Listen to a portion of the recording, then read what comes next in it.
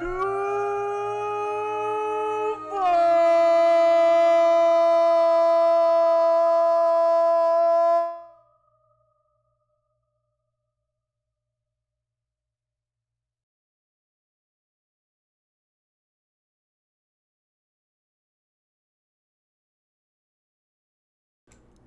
unmuted. Yo, what's up, everybody? Good evening. My name is Jacob Plick and Duval King Jacob on the interwebs, and I am here to present to you the Day of Reckoning, also known as episode 22 Jake. What? Before you do that, it's really Okay. important. Okay. I need you to rejoin the meet. Oh, yeah, that would be really smart. Hold that thought. Holding. Because we need the captions of this, you know? Yes, of course. Joining now. There All is well. As I was saying, that's right. The Day of Reckoning is at hand, for we have finally reached episode 22 after try number a million of Duval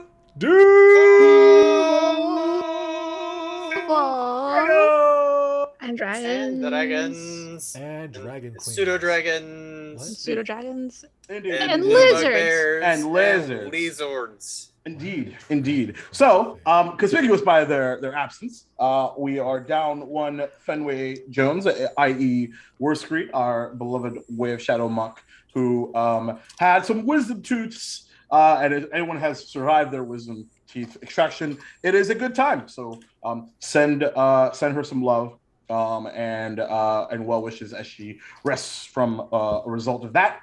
And our beloved half-orc barbarian Satyr, i.e. Chris, is running a wee bit behind schedule. So we will see him soon when he can get to the pooter and doing the thing, because adulting is fun, especially. So it's really not. Without further ado, let's talk about the people that are here and are about to have the time of their lives, because we got some interesting situations to resolve. So, no Patrick Swayze, Maddie. No? Ridiculous. So no one puts Zakria in a corner. Oh well, I mean, just imagine Rilo picking her up like that. Like, I mean, that would be I would be. That's probably what's happening, but who knows? Now we have to draw it. I mean, we might have someone that might be really good at that. I'm just calling it out. I'm just saying, like, anyway, if we ever get to this ball, you know, right? What ball? Anyway, face on Zakria. we have to get out of this day. We've been like 16 episodes in this one day. Hey, we could have ended the day, but you gotta go shooting people. Yeah, man. I'm sorry. I shouldn't be mom right now. I didn't shoot people. I shot goblins. There's a difference. Goblins are people. Goblins are people too. I'm going to protest. Anyway, Jeremy, save yourself from eternal damnation by introducing yourself to the people and saying hi.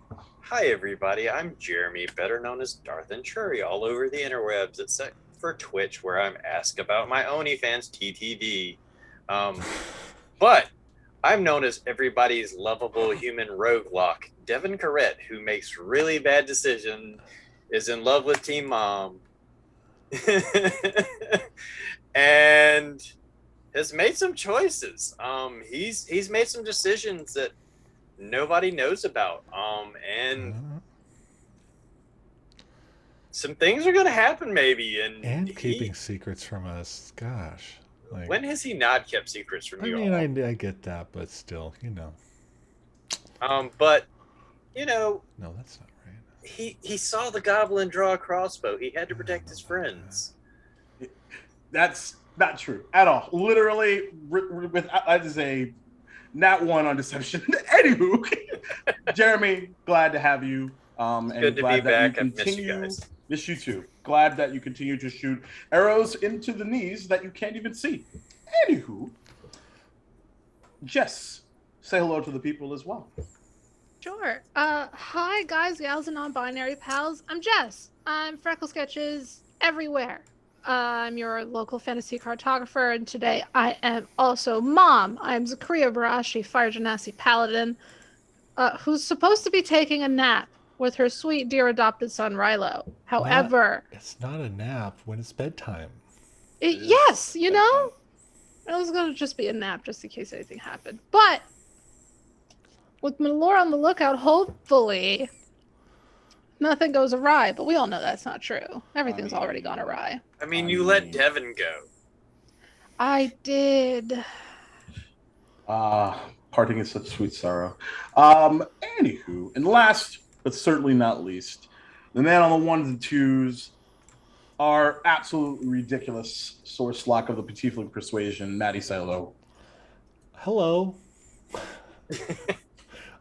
Hey folks, I'm Matty, aka SoMattyGameZ, and I play. Hold on, let me just bring in our friends. There we go.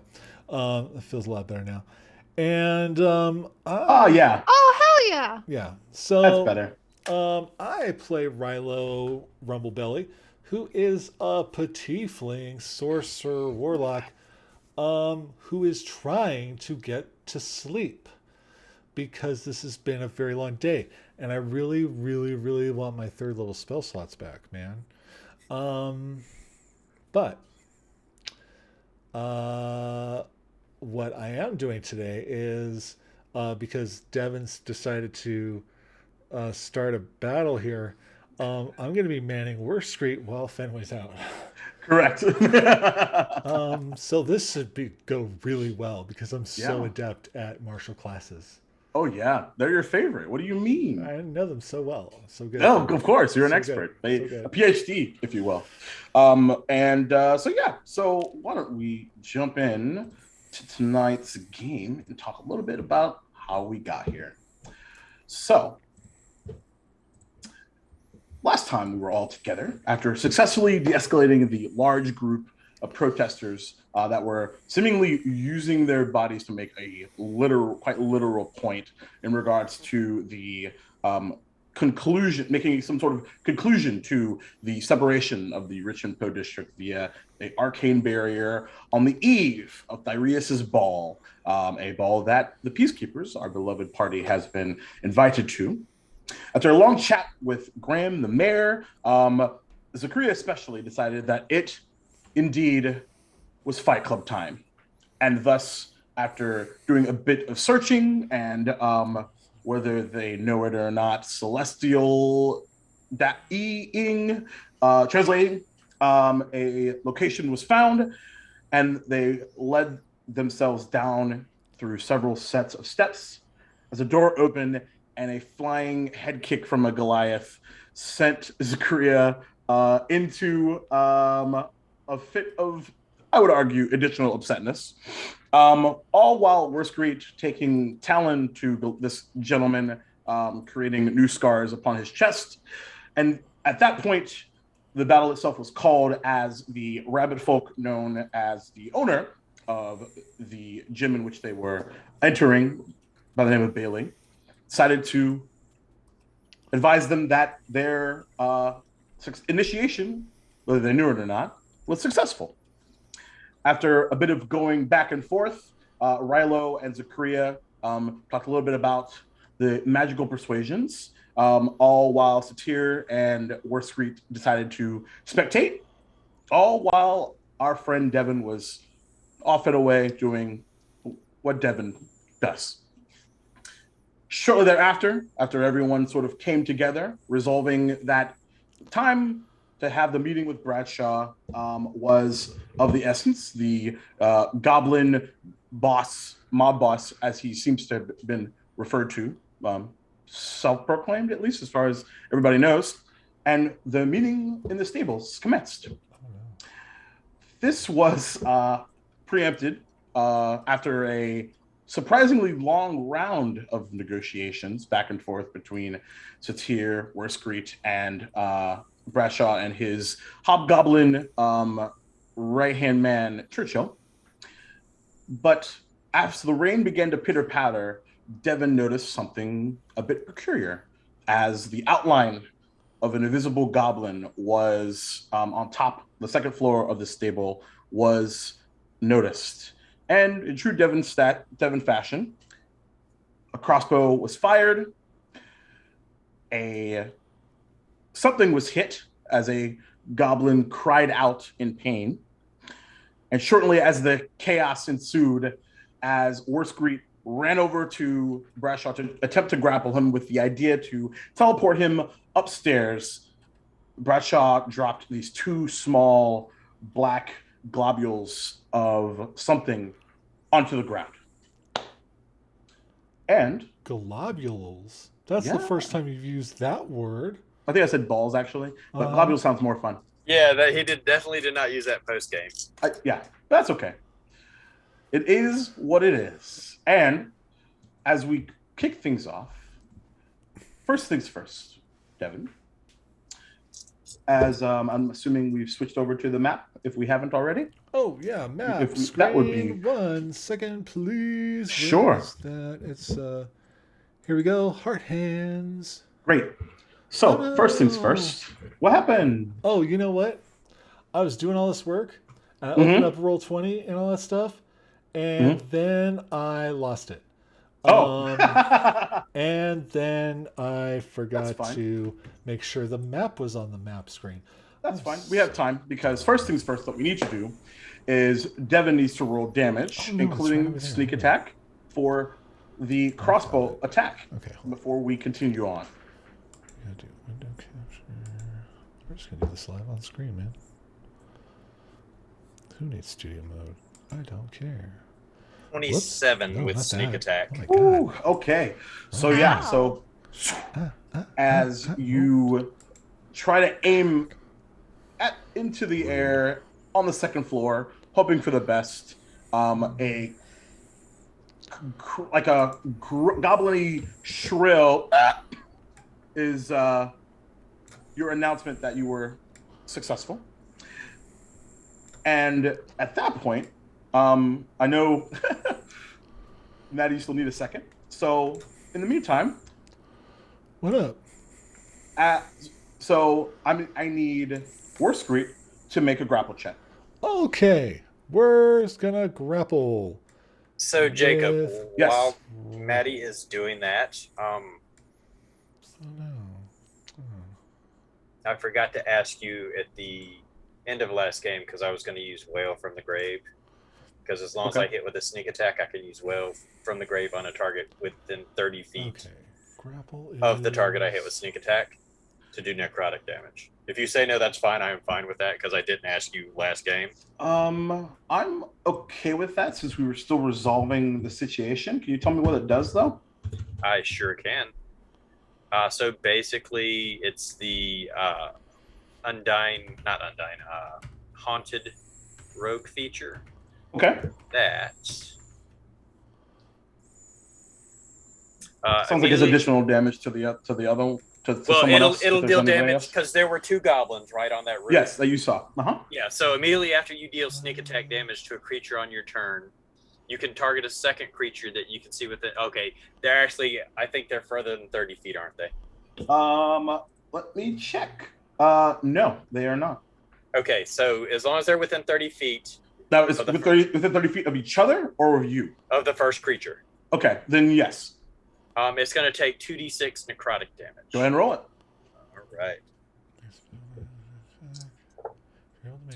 That's a cat butthole, so that's a 6. Okay. And another 1, so a total of 7 necrotic damage. Okay, beautiful. So 740. Cool. So yeah, so you and hear that cry out, and then what does it look like when it does the thing in that respect? So basically, like this purple kind of skull with black smoke streaming behind it shoots out from Devin's eye, Okay, and it hits the goblin square in the chest. got it. Is that Beautiful. athletics? It's I believe a straight strength. Let me double check. Yeah, sure. Go ahead. Athletics. Keep it simple. It's the same. So, where's my thing? Why didn't it roll? Hold on. Let me try this again. Okay. Oh, it's being weird. All right. It's not. 4 athletics checks. Oh, We'll it take- is. Oh, Yeah. Okay, Yeah. I wasn't seeing the dice on my D&D Beyond it screen. Yeah, Boop didn't roll 20. Okay, my bad. But yeah. So the first one was a 6. Yeah, that's not going to do it. So as Worst Creek goes to grab a hold, and Brushless is going to duck under and say, "You will understand today the mistake, the drastic, tragic mistake that you just made. Shadow Initiative,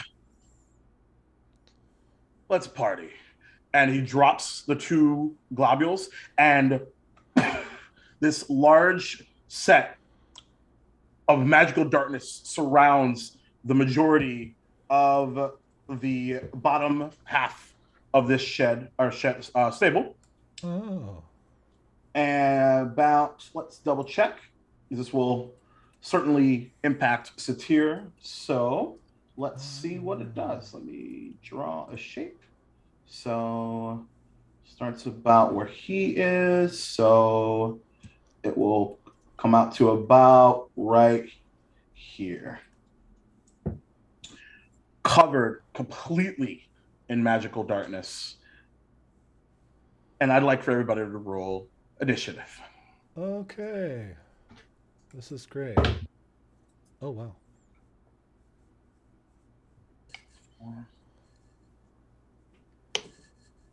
So, where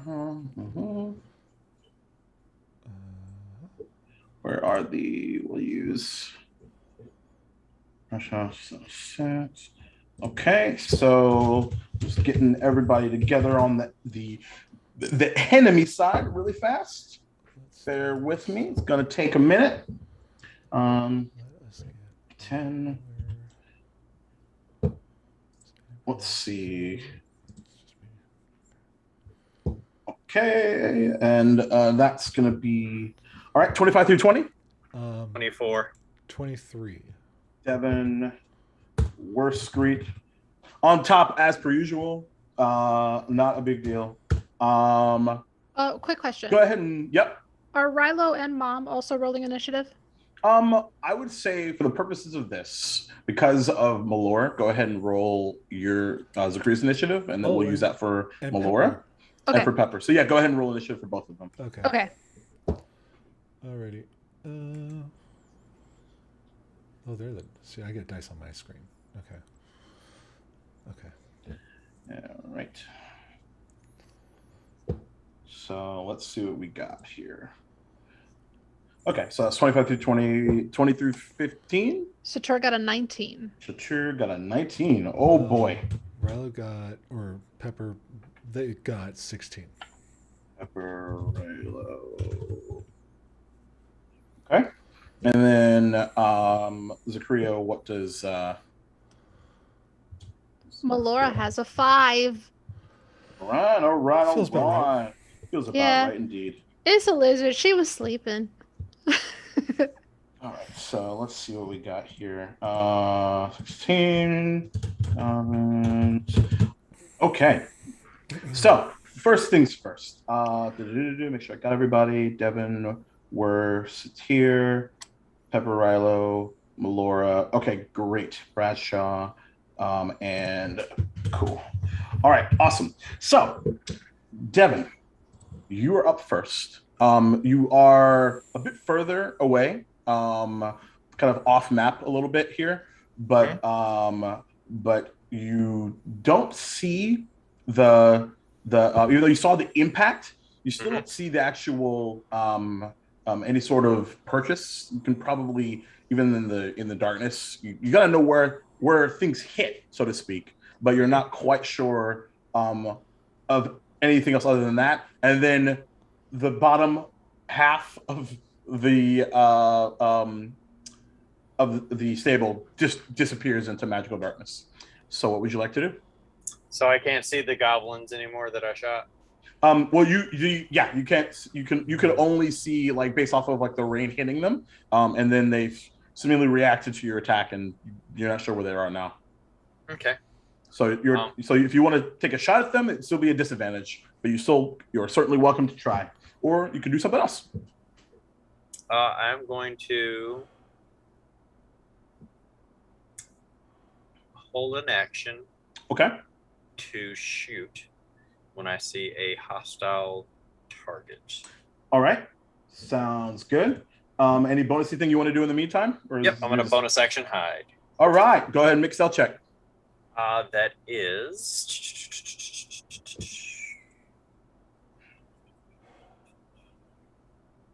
22. 22 to hit. 22 is not hit. 22 to hide. Got it. Worst Creep, you're up. Okay, so failed to grapple, then got plunged into magical darkness, which I cannot see in at all. And my shadow step is useless because I can't see.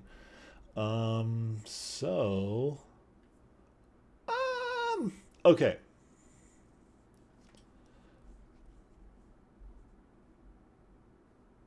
I feel like would just try to kick some butt.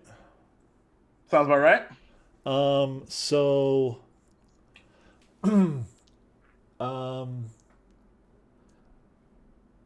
because Word loves the telepathy so much, she's going to connect with Bradshaw's mind and say, like, I don't need to see you to kick your ass. And Okay. True. even though I've never heard Word say the word ass before. Yeah, right. It's fine. You know. It's now canon. But this is just, you know, I'm Maddie, I can't help it. So I'm gonna do some unarmed attacks. I'm gonna start scratching with my talons. All right. Go ahead and roll some attacks at disadvantage. Let's do that. And is it control gives disadvantage, I think?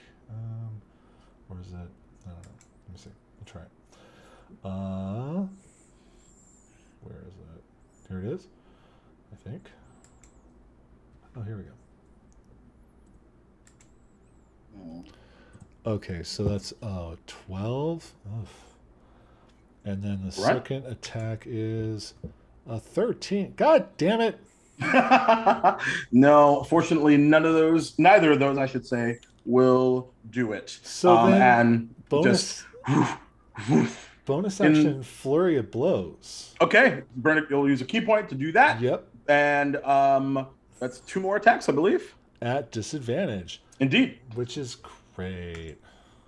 Just great. 17? 17 to hit will hit, yeah. Okay, let me try the next one. Oh, 15. Ooh, 15 to hit, not going to do it. Oh, okay. So only one hit, so that's going to be... What? No, that's not the right thing. I want the damage, bitch. Here, let me try it. Give me the... I hate you. I really hate you. Let me see. Does that do anything? No, that's not right, because that's only a D4. Ooh. That's not it. It's supposed to be 1d6 plus 4, so let me just... I'm just going to roll a d6. Okay. There we go. And add 4 to whatever rolls. Oh, nice. So that's 9. So 9 total damage?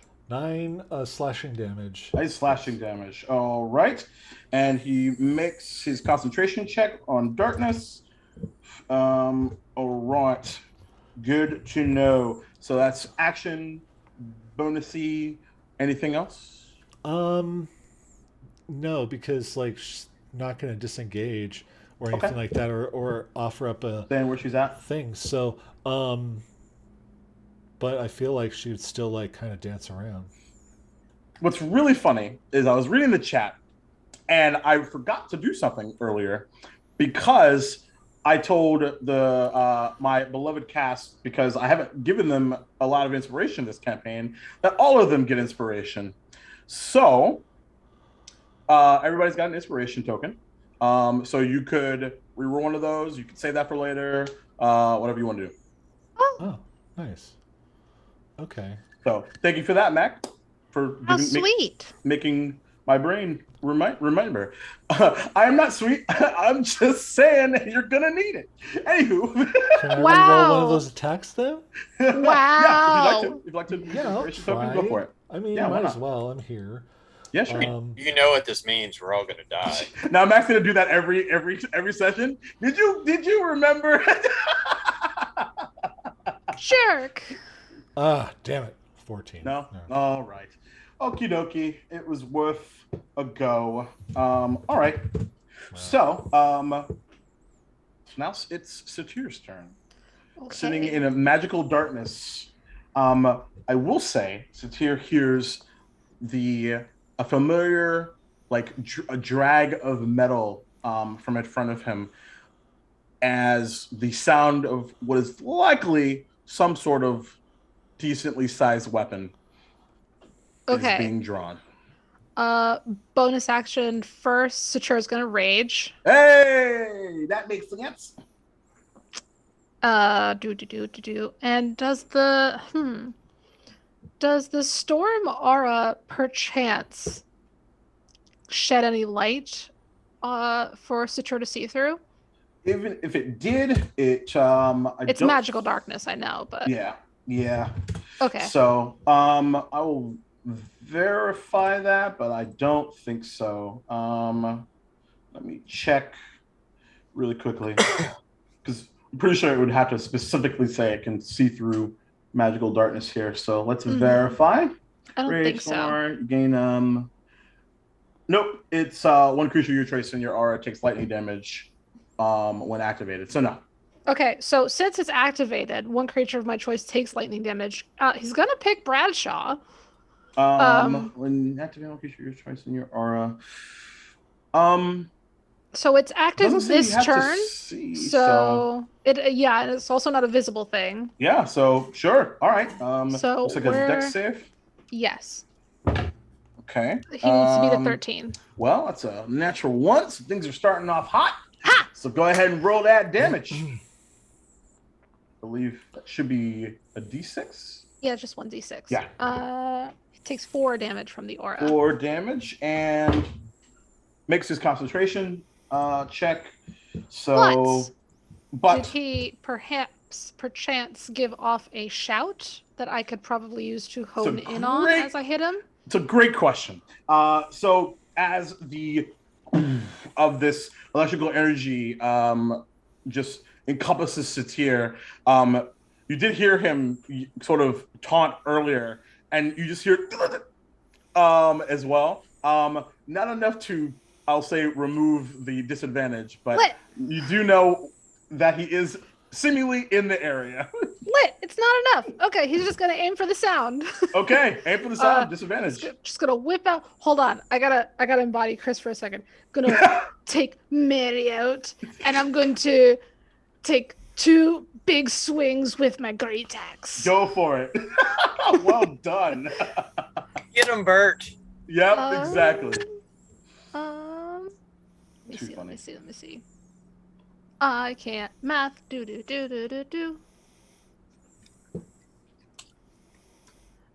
Does a 16 hit? 16 does not hit. Okay, that's the first swing. A 16 again. Okay. You still have your inspiration, or you can save it for later. I don't want to use his inspiration for him. Fair enough. Fair enough. I get it. Oh, I used my inspiration. Matty totally burned it. I used mine. I didn't use Fenway's. I used mine. Oh, that's fair. Yeah. Oh, that's a self-sacrificing thing. Mom would do that. Totally. Cool. Yeah, Mom is going to use her inspiration for Whir. All right, no, for Satur. Yeah, reroll it again. Oh, that's worse so far. It's worse. Oh no! I know, man. The dice are Unfortunately, so as the great axe tries to find purchase, and all you get back is the woof, woof of Mary and Sue combined. No purchase. He's just gonna take a free action to roar at Bradshaw, kind of one of those like. Sure. We were trying to make a deal type of things. And he'll just say, I appreciate the frustration. I'm not the one that shot us. And next up, anything else? Are you staying where you are? Satur's gonna stay put. Yeah. Okay. All right. And at the end of Satir's turn, Bradshaw is going to use a villain action. And He's gonna impale himself on my crossbow. if only you were so lucky. So That's a heck of a villain action. And he's gonna say, boys, target the half-orc. You know what you need to do. And all around you, those of you in the magical darkness, you just hear the pitter-patter coming from above, as well as the pitter-patter forward of, and everyone that's outside of this sees these gents rock cheer. Let me just make sure I've got enough movement here. Let me 1 sec. Oh yeah, definitely. And they're going to use their full or their now prompted movement to get here and here. So I can see them. You could see them, these two here, but now they have gone inside the magical darkness, and you see them drop down these pair of goggles and go into the darkness. So now you no longer can. However, you suddenly hear the two sounds of as crossbow bolts from the heavens above, and by the heavens above I mean the second floor, rain down on to Satir. At advantage. That's a 21 to hit Satir. Yeah, you know. Yeah. All right. Mm-hmm.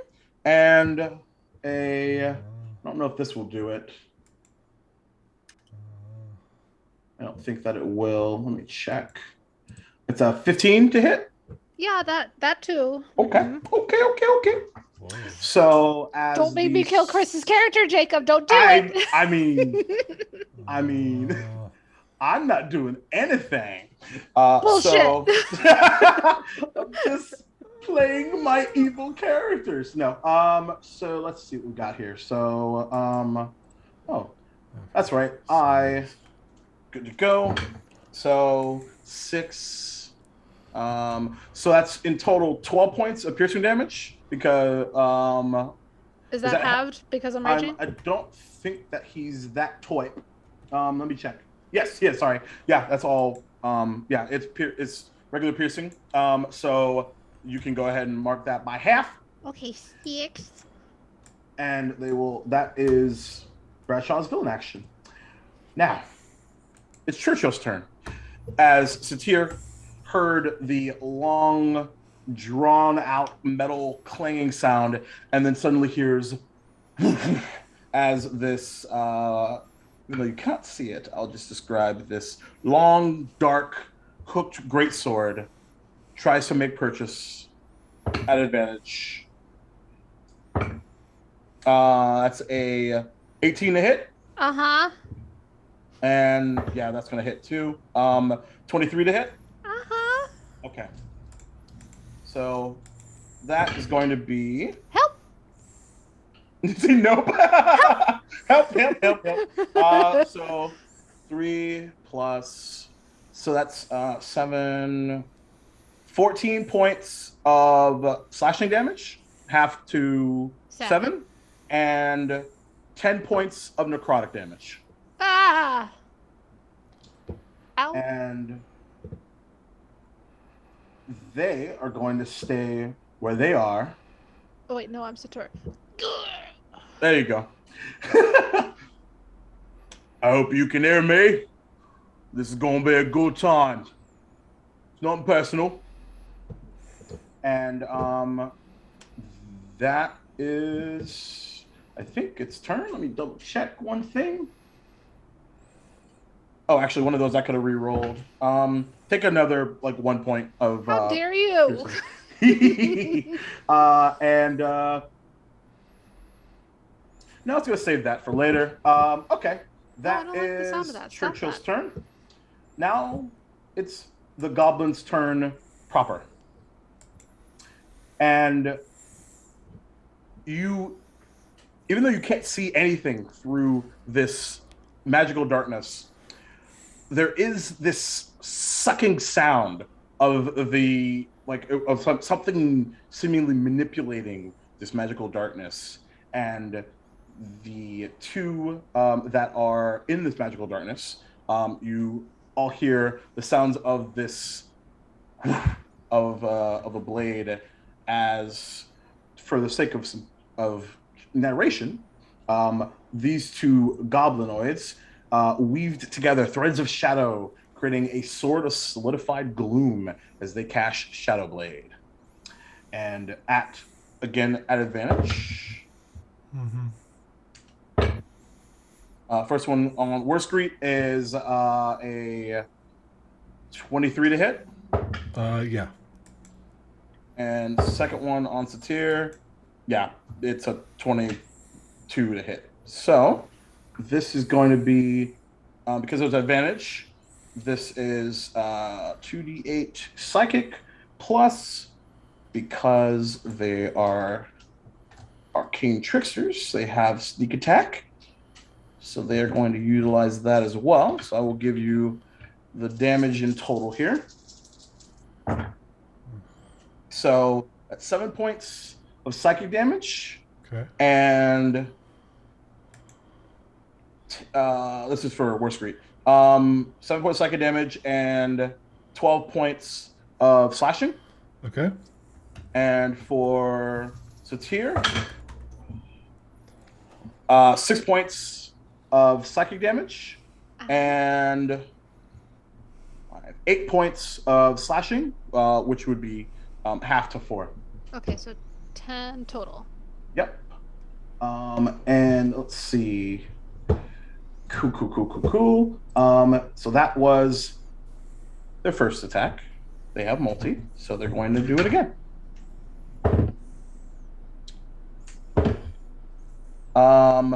First one's on Worst Greet is a 16 to hit. No. No, I didn't think so. And on Satir, dirty 20. Yeah. Okay. The despair in your voices. Okay. Don't worry. You will have, I'm sure, some recompense. So that's 16 points of, oh, no, that's wrong. Sorry. I rolled the wrong dice. There we go. 11 points of psychic damage and 9 points of slashing down to 4. Okay.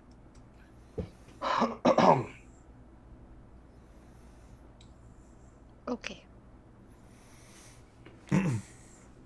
Actually, sorry about that. That should just be, because I've already used Stick Attack this round, so that should just be the 11 points of psychic.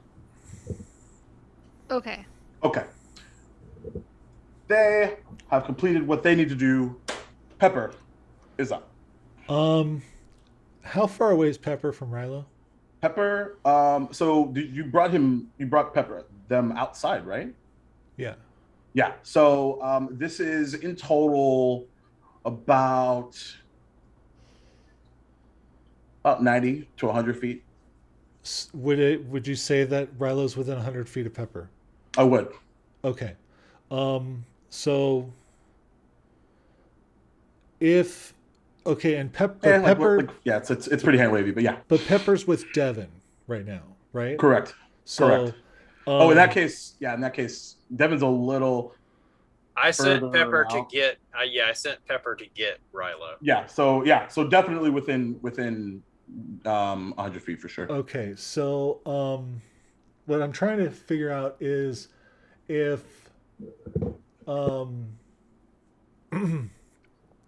because as soon as Pepper's within 100 feet, Pepper could telepathically communicate. Yeah, no doubt. And I could then, at that point, like see through her eyes. Sure. As yeah, Rilo. if you'd like. And would the magical darkness be within 100 feet? I'd say considering Pepper's on the way, they would be on the way towards you, so they wouldn't be within the magical darkness. If they were flying up above the stable on the way to you, then certainly they would see the plane of down into it. Yeah. So as soon as Rilo takes over her sight, he can see through magical darkness with his devil sight. And that's what I figured. Yeah. So first off, now here's a question. So I would argue that it's Pepper's action to reach out to you. Okay. And then it would be Rilo's, because Rilo, of course, has an action of his own. So it would be his action to do that, correct? Yeah. And the only thing that Pepper can do, like, that Rilo, like, to kind of, or what Rilo can do through Pepper is using Pepper's reaction. Yeah. So it wouldn't be using her action to do anything, but it would be using Pepper's reaction. Got it. Like if Pepper was to essentially do what do you call, place the like a touch spell, you know, that he casts. So yeah, like if anything, maybe he would try to do something to help in that sense. Sure. Makes sense.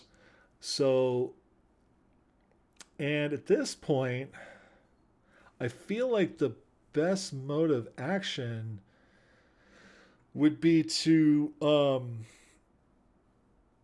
because I'm looking at my touch spells, is to essentially use one of my second level slots and touch Sator with a Cure Wounds. Okay. That's what I would want to do. Okay. With the action there. Because otherwise, yeah. But reaching out, so yeah, let me just do that then. Go for it. And so, oh fuck, that's 9. Hey, 9 more than what he had. No doubt about it. Man, okay. That was a 1 and a 4. 1 and a 3. It was awful. Hey, awful. It's all good. So yeah, so you 1 to 3. reaching, like, as Pepper reaches out to you, alarm bells going off in your mind essentially, and you reactionarily, and Zakura, you see Rido's eyes cloud over completely, and we'll actually get to that back to that in a second. But as far as what's happening next inside, and you reach out, and as you land on Satir, as some of Satir's wounds begin to close. All right. Oh my god. Oh, and then sorry, because Rilo is in Pepper, now I get to use Pepper's voice. And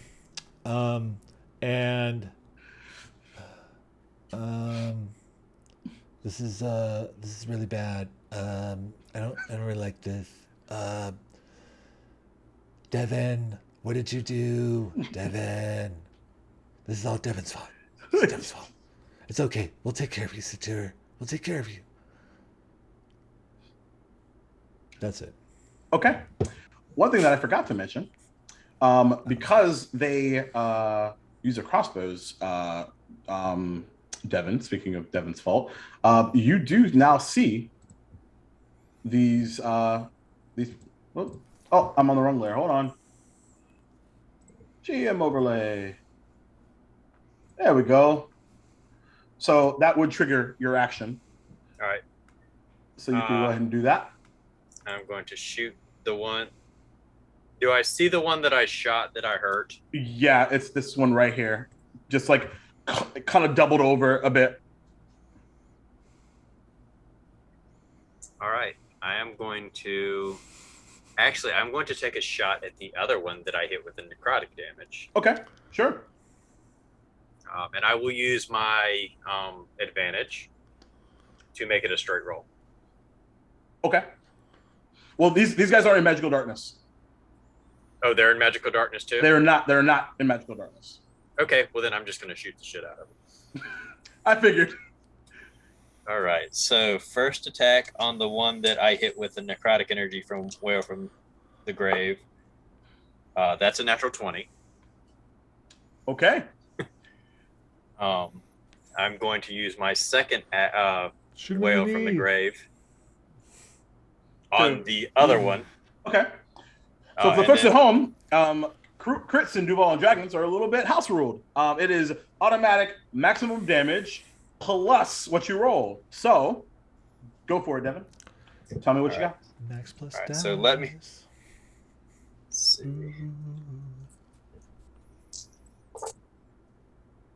Oh, he's going to be hurting. He's going to be hurting.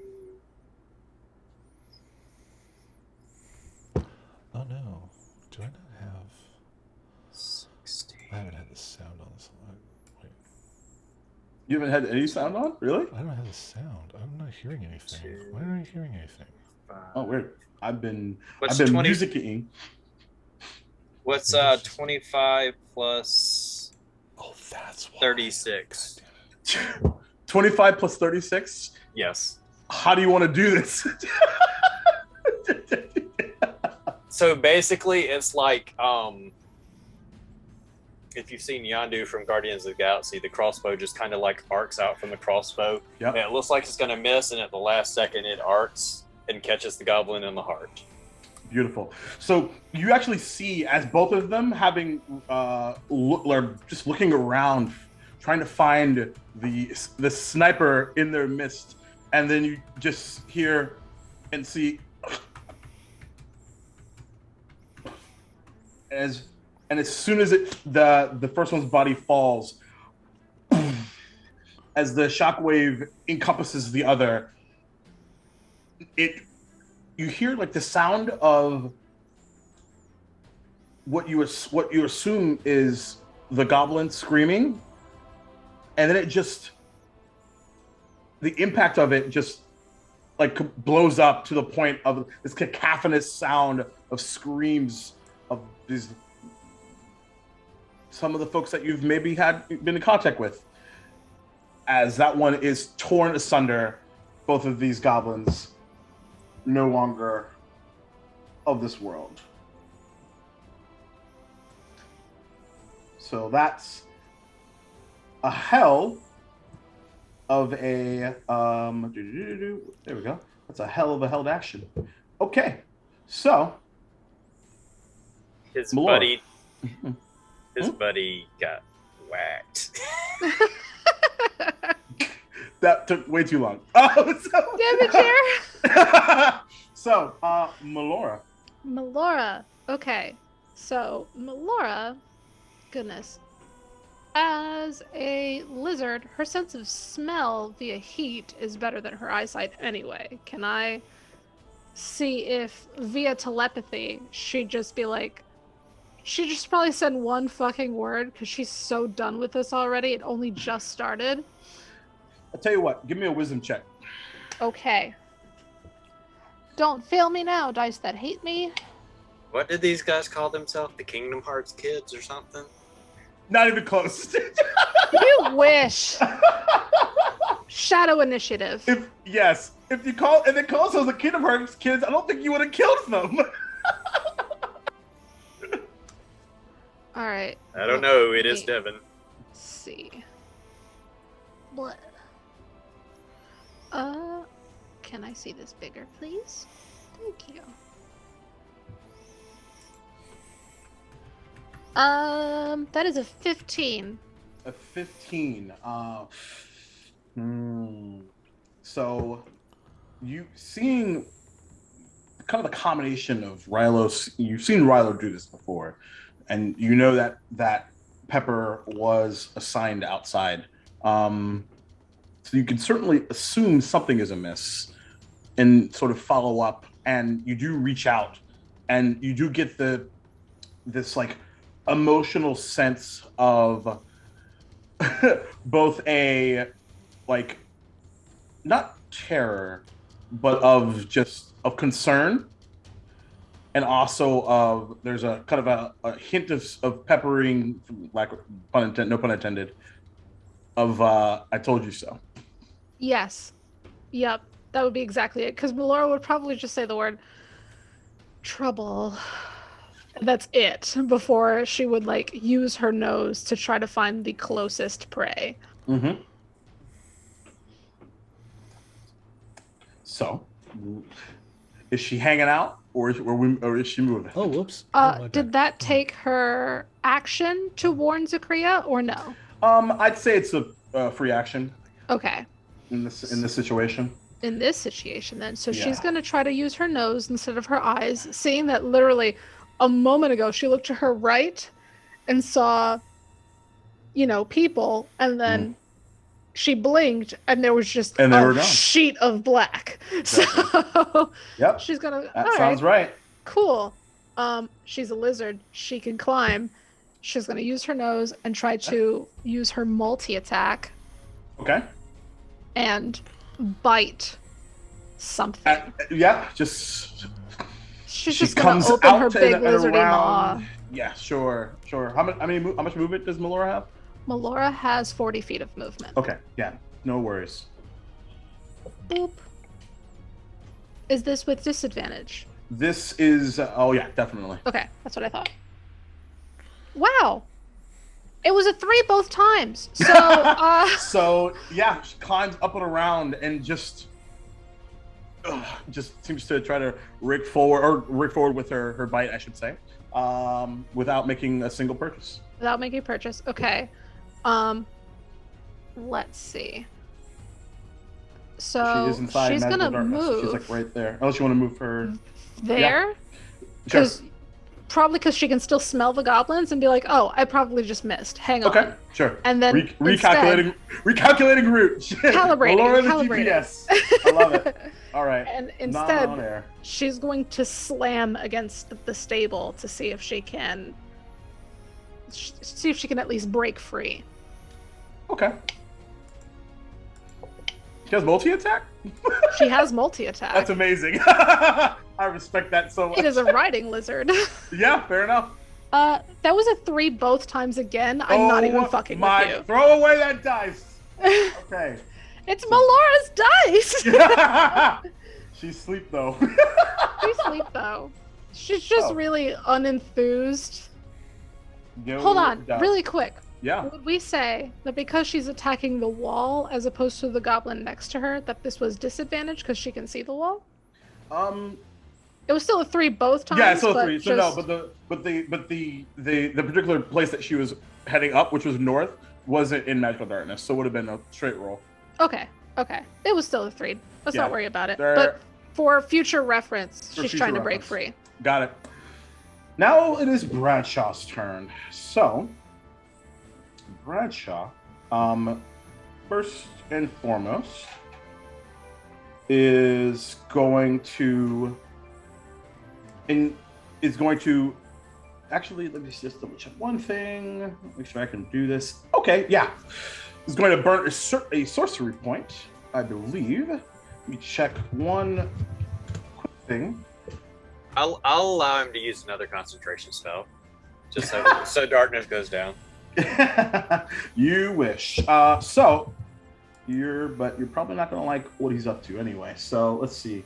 Make a saving. Yeah. Okay. Great.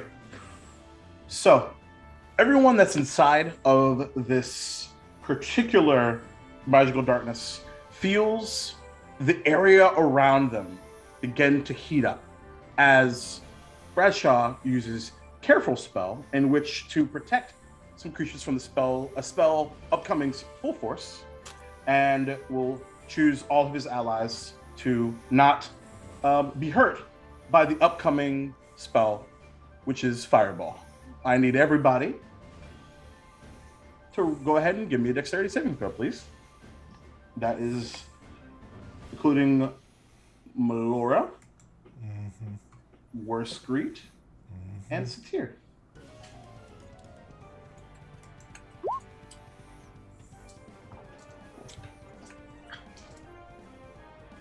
Work on 18. Ooh. That's good. And let's see.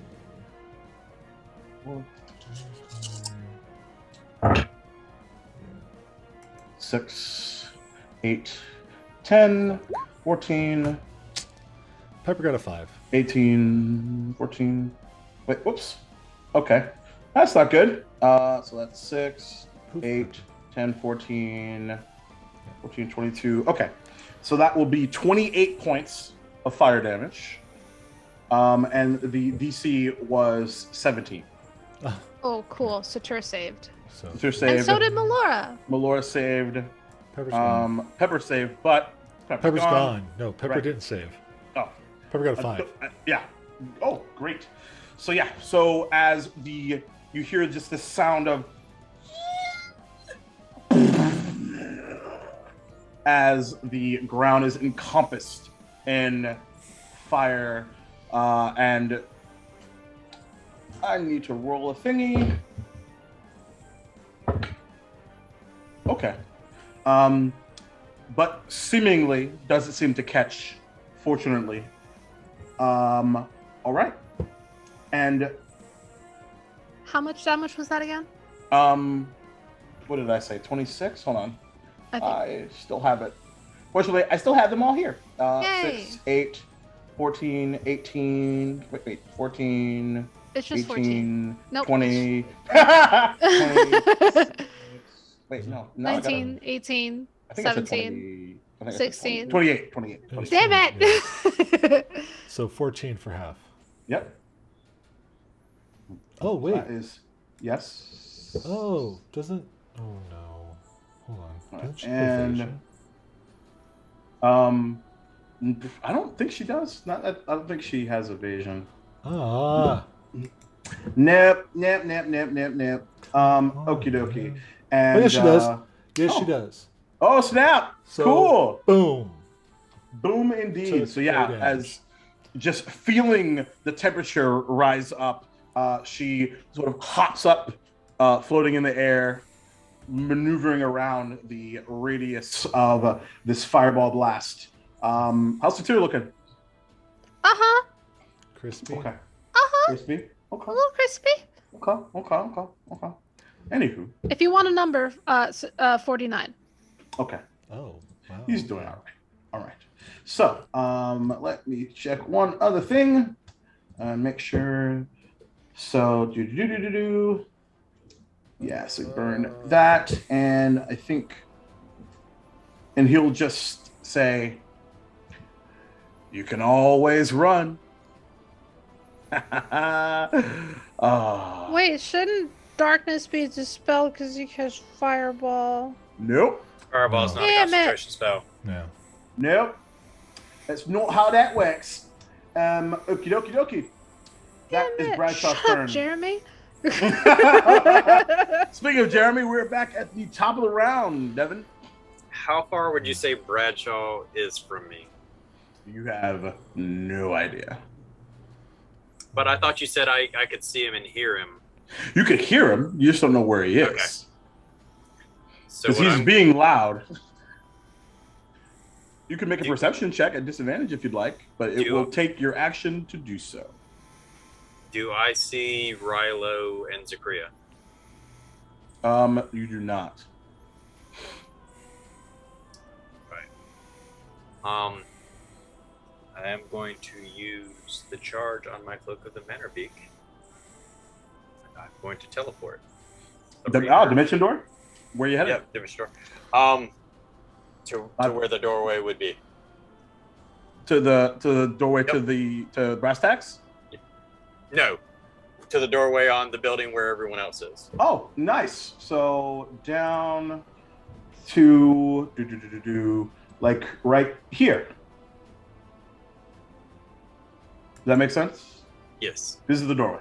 Okay. Yep. Just making sure. All right. So your action and just come out from hiding. Purple door enters and opens. Mm-hmm. Bonus action hide. Bonus action hide. There's not really anywhere for you to hide. You're kind of in the middle of everything. Oh, I still have movement, so. Yeah, you can move. You can move back out if you want. So I'm gonna move to the right Okay. into that little. It looks like kind of okay. like. I see what you mean. Yeah, like right here. Yes. Okay, go for it. Yeah, and go give me a stealth check. By the way, was Akria staying up or was she starting to head down? Oh, she woke, and if anything, she looked at Rilo and was like, "Motherfuck." Yeah. And I guess this is out of initiative, so she'd look at Rilo and immediately be like, "Do you want to go down there, or is it just you and Pepper right now?" Right. And then she realizes he can't fucking hear me. Right. The thing is, did she leave before he popped out of it? Is the one thing I'm curious about. Because as soon as she would have seared off in the fireball, he would basically just go, "Oh crap!"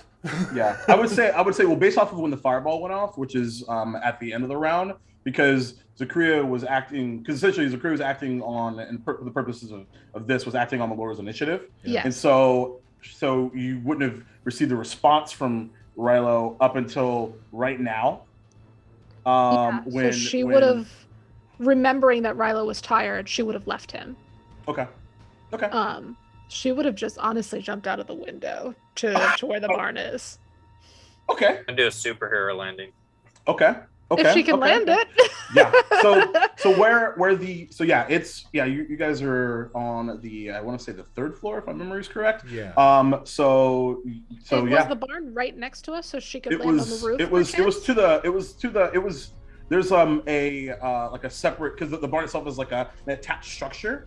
So she could certainly do it, but be a pretty hefty deck save. It would still be a hard drop, yeah. Uh-huh. She's not the most dexterous. So No. I was honestly just gonna make her soak the damage. Okay, I'm cool with that. So If you're I'm cool with gonna that, roll that deck save. go for it. Boop. Natural 20. Hey, Mom's pissed off. Mom's Let's pissed. go. Mom's pissed. Okay, so you still suffer 10 points. Well, it'd be down to 5 points of bludgeoning damage as you. And everyone hears a loud paladin like as you land about right here, and you are. And we'll cross that bridge when we get there in a minute. 25, Jacob. What's that? 25 for stealth. 25 for stealth. Good to know. All right. Worst creep. Okay. Where is really pissed off, and just gonna tub thump on Bradshaw, I guess. Try to break the spell. Got it. Chubbawamba thub tub thumpin'. So yeah. Okay. Just gonna take the attack action, and let's try this again, I guess. So control. I hit arm strike, and then I hit the.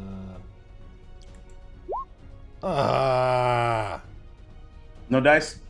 That was a natural 1. Oh, that's rough, buddy. Second attack, a 9. God damn it. All right. Take my advantage. Everyone's just like, take my gifts. Okay. I'll re-roll one.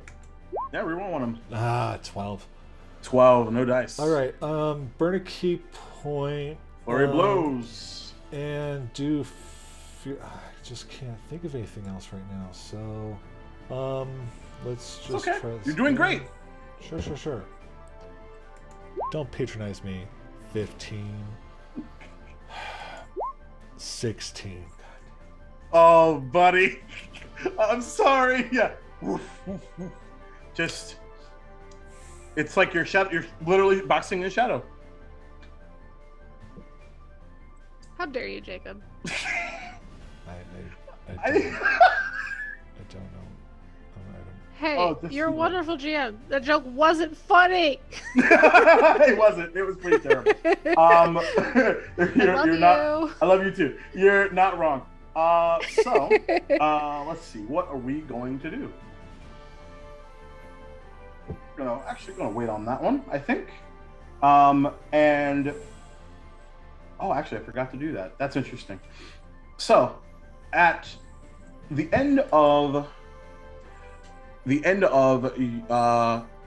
Worst's turn, Bradshaw is going to use a second villain action, and after hearing the sounds coming from down or upstairs, I should say, he'll just reach out and say, "All right, get in here.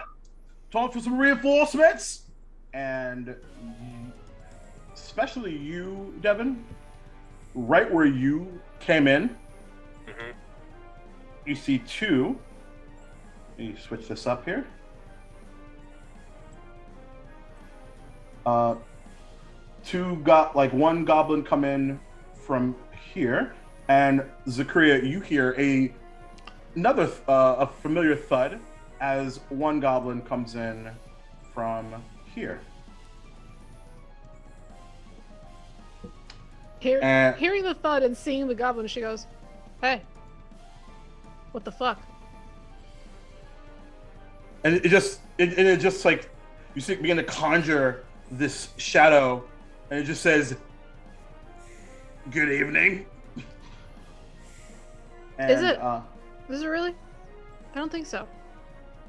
I think it's a loaded statement. That is his villain action, as he calls for reinforcements. Next up is Satir. Okay. Satir took some hits. He's still raging. He's right bloody mad. He's gonna try to take more swings at where he thinks Bradshaw is, because he can still hear him next to him. Yeah, because he's doing the thing. Oh, my aura's still up. Nobody ever left my aura. It's 10 feet aura effect, so everybody takes a d6 of damage. Okie dokie. Boom! Sucks! It's just a 1! Motherfucker! I regret to inform you that he does not miss his concentration check.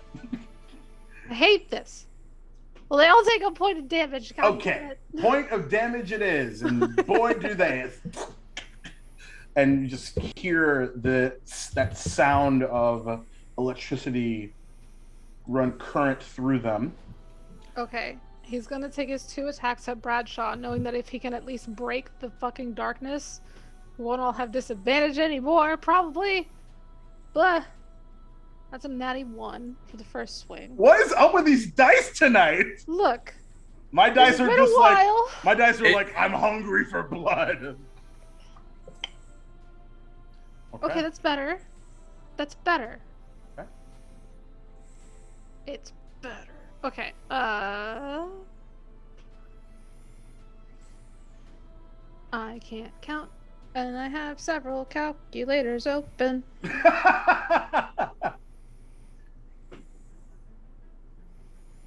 It's 23 to hit Bradshaw.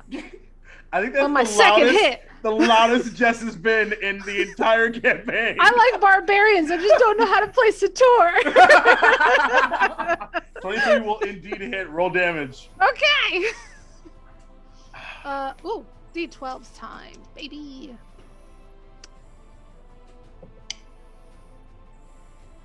That is a 12 total. 12 damage total. Yeah, as you. And it does lightning damage too, right? Doesn't it? Yes. Doesn't it do that D6 of lightning damage? And I'm so sorry, but I rolled a natural 20 in concentration. Motherfucker! I'm really sorry. No, you're not. Stop lying. I'm rolling really Stop well. lying. Then change dice, bastard!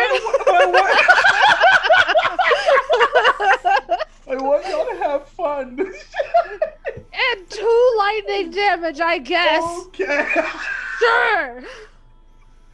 Okay, fair Son enough. of a bitch. Somebody clip that. My frustration's hilarious. That entire thing. I want all of it. I love that. You. It's funny because I was actually about to say that too. So I'm really glad that you did. That's so funny. Oh, that's hilarious. He did not enjoy. I will say that he did not enjoy it. He did not enjoy that. As you you feel Marion Sue strike right through blasting through his natural sort of armor that is surrounding what you would see in this, but you don't in this case, his beautiful fur coat. But yeah, he did not enjoy that. And Hey, even Mayor agrees with me. Change your goddamn dice, Jacob. No, I can't. It's my player killer dice apparently. So okay, so that is Satir's turn. Action anything else? Bonusy things? Let me see where he is. I like where he's standing still, so that's okay. Okay. But let me check his bonuses. Okay.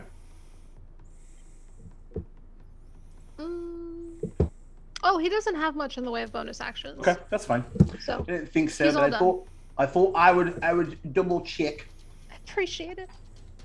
And chat is revolting against me. I'm enjoying this way too much. Everyone's like, change the dice. Okay, so that is let's here. It's Churchill's turn. Churchill will rear back with the large dark greatsword and will attack Satir. No. And advantage. And No. yeah, I actually think I'm gonna have to change it now because that's another natural 20. Oh shit. So Don't make me kill Satir, Jacob. So Don't. So that is already. Let's see. Let's do these guys first. So on one swing, that is 12 plus. So 20 points of slashing damage, knocked down to 10, and 12 points of necrotic. And I'm gonna go ahead and put that dice away for now. And so here's what happened, guys. Churchill's a champion, and he rolled a natural 19, which is he also, crits on a 19. God he damn it. sure does. So we'll go ahead and rewind time and do that again. So that's going to be 17 points. Wait, no, is that right? Yeah, 17 points of slashing damage, knocked down to 8. Okay. And 7 points of necrotic. As Satir just feels as this dark like sword just collides into him. It is not a good time. Okay. 2 guys. He's got 2 left. Okay. Jacob, question. This goblin in front of me, does he have those fancy goggles? Yes, he does. Okay. All of them seem to. So, Churchill's turn is complete. Goblin's turn up next. So, you see the one, Zachariah, now that you are here. Welcome to the party. As this one also casts Shadow Blade. And this one in particular. Ooh, okay. So it's at disadvantage, but actually, it can move up. I think. Barely, but it can move. Oh, it would make sense if I was on the right thingy. Whoops. Yeah, it's gonna move up like right here. Whoop. The thing is not exactly 1-to-1, but still. So yeah, and as it conjures like you see from downstairs, the shadow encompassing the left hand of this goblin as it reaches out and like this large scimitar comes out towards you. That's a 19 to hit. Hits? Hits. You take 5 3 points of psychic damage as this shadowy blade collides into you and then just like almost like sticking into your armor, and you're just like where to go, and it just kind of stares at you. I already had a headache. All right. And this one downstairs, since it can't see Devin because #Devin thinks, is going to run up and take a shot at the Horse Creek at advantage. Woo! Yeah, that's 16 to hit. 17 to hit, actually. Nope. 16, 17, nope. All right. As it tries to take it, runs it through and takes it and also casting Shadow Blade. But Horse is able to duck underneath. And is that all my Gobby friends? Let me double check. I think so, because y'all killed the other ones. Oh, no, there's one right over here. That's going to try and take a shot at Satyr with its Shadow Blade at advantage. Actually, changing dice might actually have worked out. That's a 13 to hit. Miss. So yeah, so Shadow Blade tries to come in and attempt to collide. No dice. Ah. Okay. Pepper/Rilo. So, right. I know it's been a while. Sorry. Yeah. Big battle. So I run over to the window and look out. What do I see? Make a perception check. That's not going to be good. Let's see. Okay. I'll try. Oh my god! There, I rolled a natural 20. Ooh. So 21 perception. So let me give you this tour, Maddie. Of everything going on right now. No, yeah, you actually see like right when you went to actually look out the window as this shadow-like blade collides into Zakaria, and you just see this pane of magical darkness. And that's right, you have double sight. Sorry. Double sight. So yeah, you see pretty much everything except for the top half where Satyr and Bradshaw are. Oh right, because they're underneath. Correct. Things. The so, overhang there. Yeah. But I see Whir and I see Zakaria and how far down is Whir? And not done. Let's say Whir is. I mean, unless you wanted her to fly earlier, she's on the ground. I mean, how far down is the ground from where I'm 30 feet. 30 feet? Yeah. Okay, so I can Misty Step? Oh, yeah, definitely. Okay. So Rilo is going to...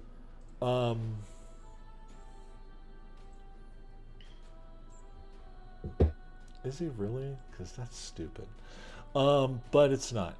So he's going to Misty Step down to Whir, because Whir looks pretty beat up from what I can see. And that's all I can see. So I'm going to go down to Whir, and I will basically like bamf here, essentially, because I can't really get... I'm small. Yeah, totally fine. And I would then, at that point, see Satyr and be like, "Oh my god!" Yeah, definitely. Satyr. And because I am small, can I move, or can I get to Satyr? Yeah, as long as you're not ending at a space in between, you can get to the end there. Okay, so I want to weave my way through to get on the other side with my movement. As you appear there, Bradshaw looks at you and goes, looking for you. There you are. Good. What's going on? And why are you trying to kill my friends? As I run up to Satyr and I can't cast. Fuck. Yeah, because you bonus action. Yep. I'm not gonna fight either with my action either. What am I gonna do with my action? My action is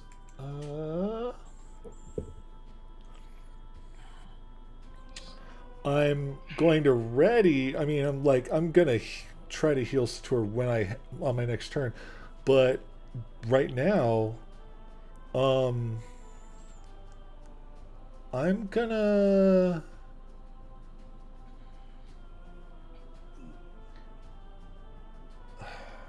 Can I?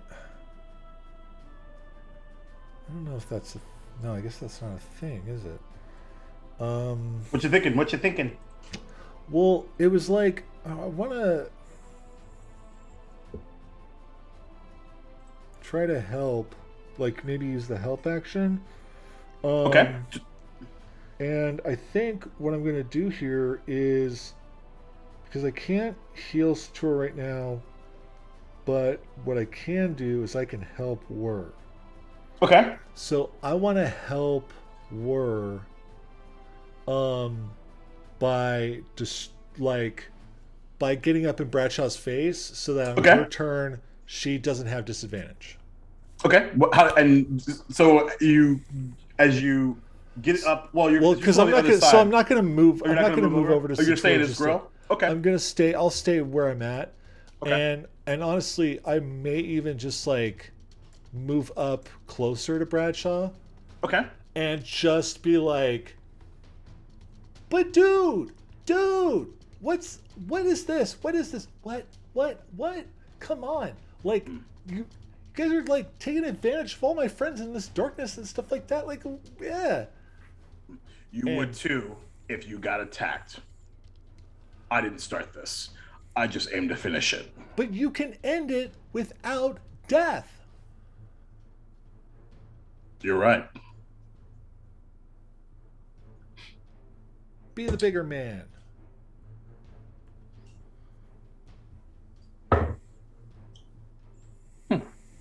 Interesting. Make a persuasion check. Okay. I'm going to say, considering the situation, at disadvantage. That's fair. It's okay.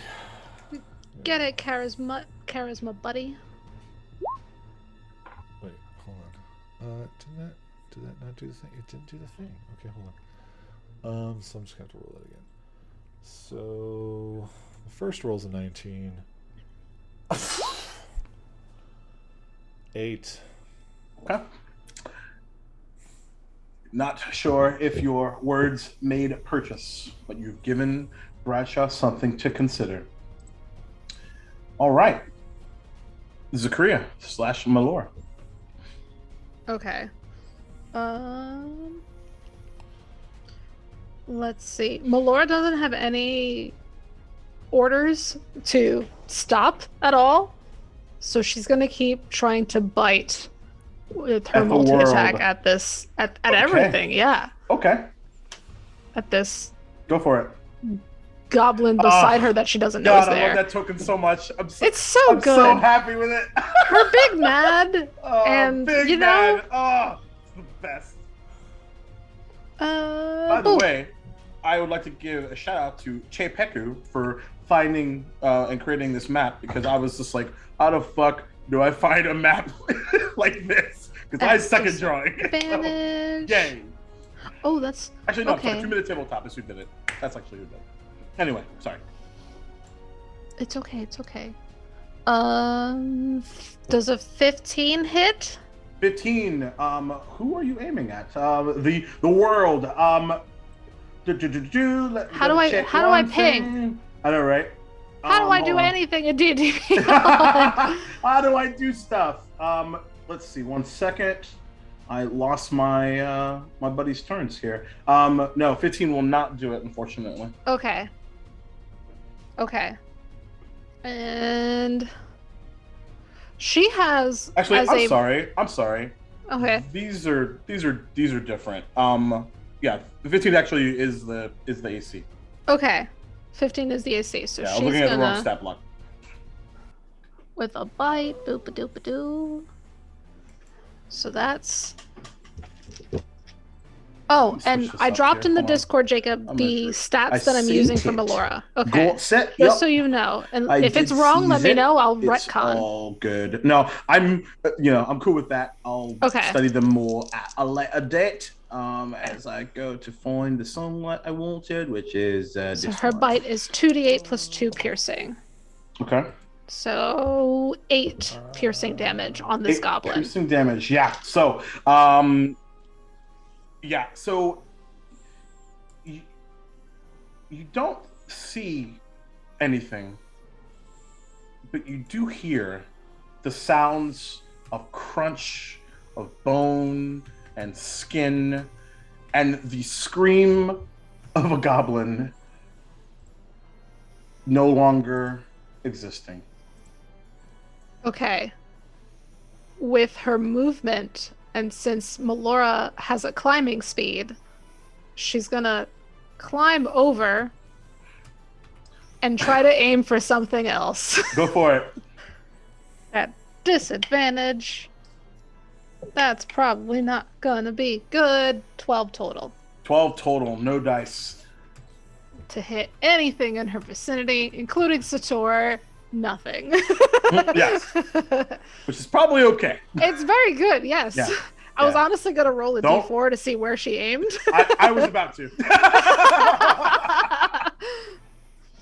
So, Lit, no dice okay. on the second one. Cool. Yeah, but she's climbed over, and she's... Oh, yeah. She's These in the goblins grill. can see a very angry lizard with half of a goblin still in its gullet. Yeah, it's not great for them. And They're she's not doing very that happy. crocodile hiss, that kind of like...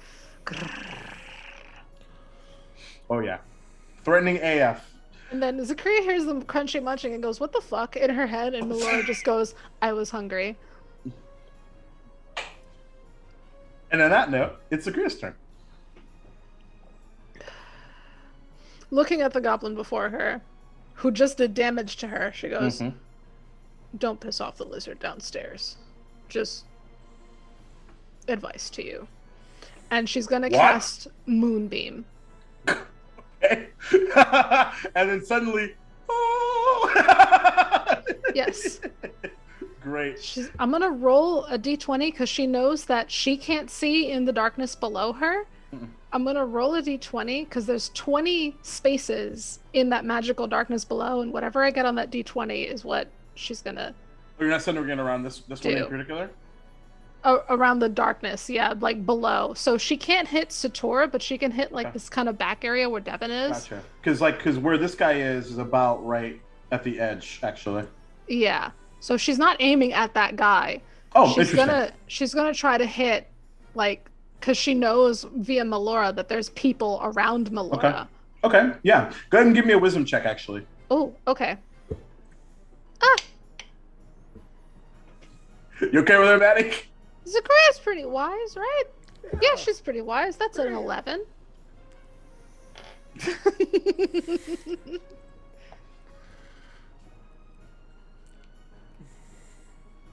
I don't like your silence, Jacob.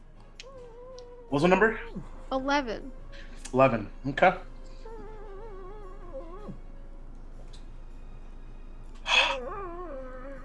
Give me a percentile dice. Ooh, I like that. This is fun. Actually, hold on. Looking at Moonbeam, it's a 5-foot radius, but it's It 40 is a foot 5 high. foot. So It's okay. tall, but But that's not big. Okay. It's literally a fine. laser. So yeah, 11. Okay. Okay, that's fine. You center it. You drop it down. And I need to check one thing. Give me a pale light on a point. Let's read the rest of the spell really fast. Okay. Yeah, I'll say that it lands about right here. Did you? Oh, perfect. Okay. So I was literally gonna say like one down and one to the left. That's where it hit. Because I counted out 11 from where Melora is, and just. Sure. I kind of utilize kind of a blast radius thingy based off of the roll. You up and good, down. you good. But Rilo, you see, you kind of feel this like ping from behind you.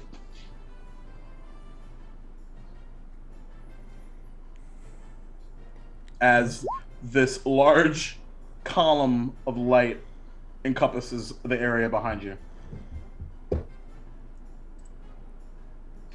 Anything else? Let's see. For an action, and then everything I have as a bonus action depends on me doing actual combat, so I've got nothing. All right. Bradshaw's up next. So, let's see what we have here.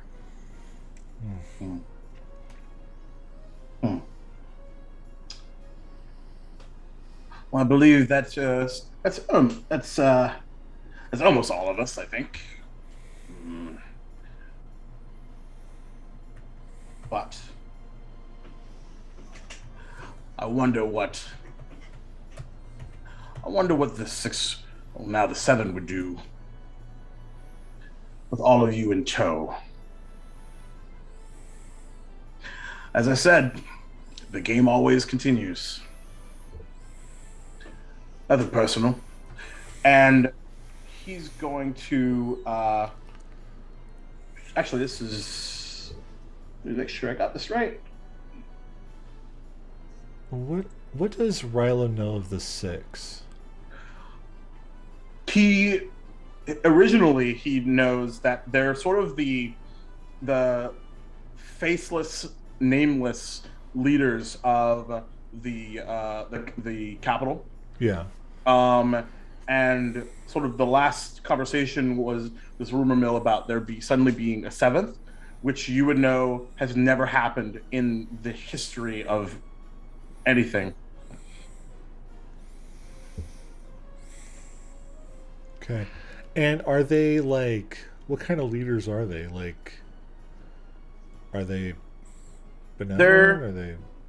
They're pretty enigmatic, and known for a very neutral and truth-like stance. Okay. Make a history check. Okay. Yeah, that's really good too, man. Oh my god, a natural 20 again? Okay, so all of that. Doing great with skill checks today. Yeah, hey, right. Win in Rome, right, I guess. But also you kind of think back to your initial sort of not necessarily growing up, if you will, but like your initial sort of experience down south. Mm-hmm. And things seemed really peaceful up until there was a infiltration.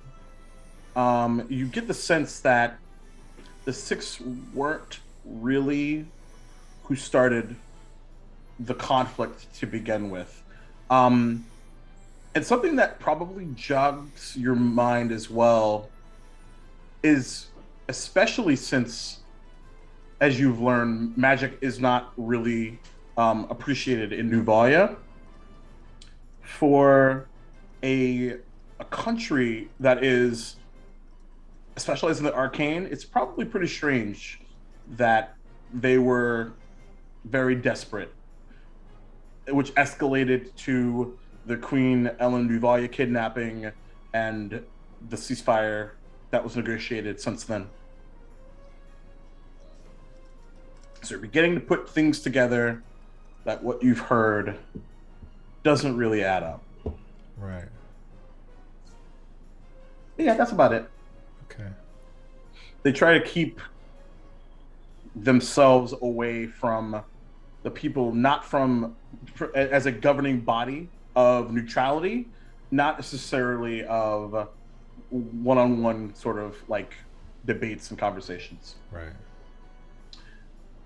Anywho, Bradshaw is going to take out let me double check one thing, because he's still concentrating, of course. And he is going to double check one thing. Is that concentration? Yes, it is. So you can't do that. But I should have had this ready. He is actually going to. Nope. Where did you go? Website. There we go. Okay. So he is going to take out a small diamond and begin to spin it. And he's going to cast Chromatic Orb at Rilo, even though it's at disadvantage because they're up close and personal. Dude, but that's rude. He's kind of rude.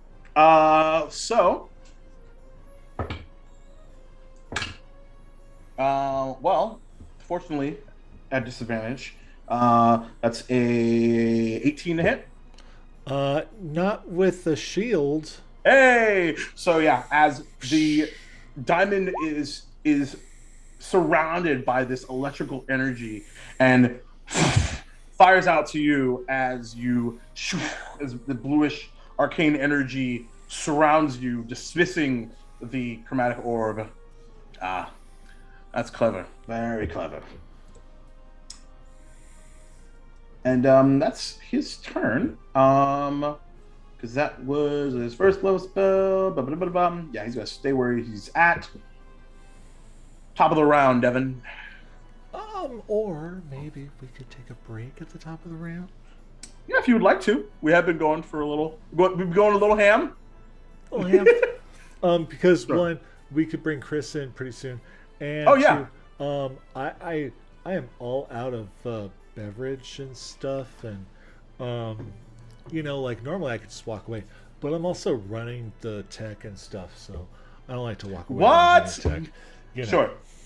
Well, folks, we will come back in a few for the conclusion of this absolute ridiculous chaos. For when Thank you for Jacob being kills here. us.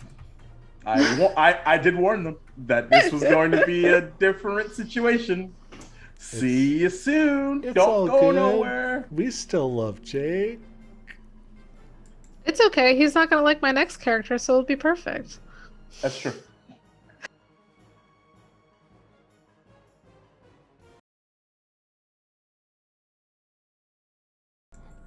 And we're back. Okay. So, hello, thanks. friends. So, shit got real last time we were all together, and yeah, but we at least have Chris now. Chris is back! Yeah, Chris, we found him. It only took 2 hit points. Yeah, right. So see, what had happened was when Satir went down to 2 hit points, it triggered a reaction in real life of, "Oh my God, Chris, come home, hurry up!" So, and I'm so I appeared. sorry. yes, I appeared. so, and thus you appeared. So we're just about to get to the top of the round. However, one thing that I need to do is because I forgot that my buddy Bradshaw has a bonus action thing that he can do. So he is going to burn 3 sorcery points, and let me double check one thing here. I need a token of a thing.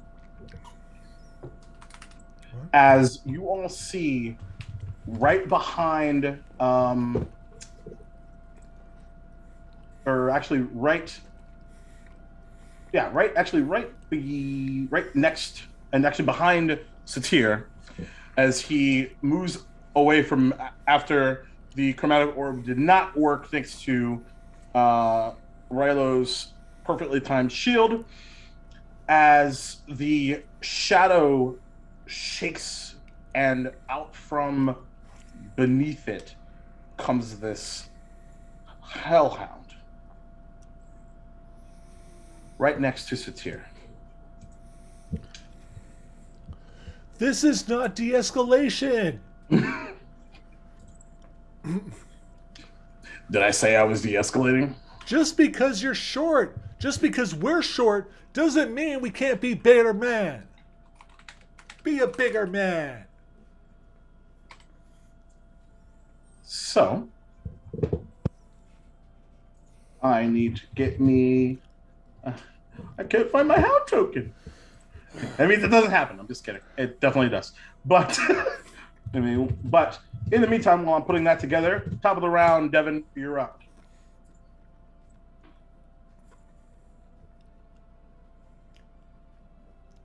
Devin's going to step to right there. He's going to call into the darkness. Why are you picking on them? They didn't do this. Let them go.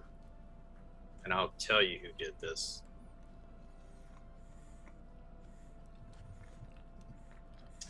Make a persuasion check at disadvantage.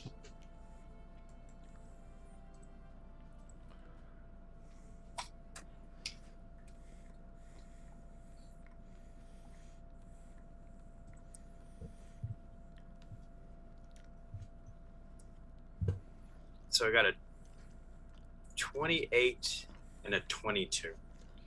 Jesus Christ. Yes. Oh my God, that's amazing. It's Okay. about time our rolls went well for us. all it took was going to a break, I guess. Okay, let me just. Chris is our lucky charm. What are you talking about? Right? That's That's true. right. Okay, so that's going here.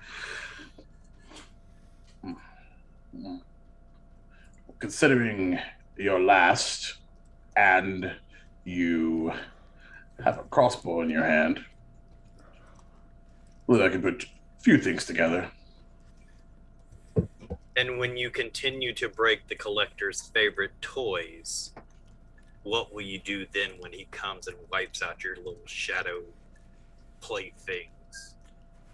He won't pull any punches. The little one's right. You have every opportunity to be the bigger person. You showed your play of power. You did what you needed to do. But when he comes, he won't show you mercy. He just kind of like has a puzzled sort of look, but doesn't really say anything. Anything else?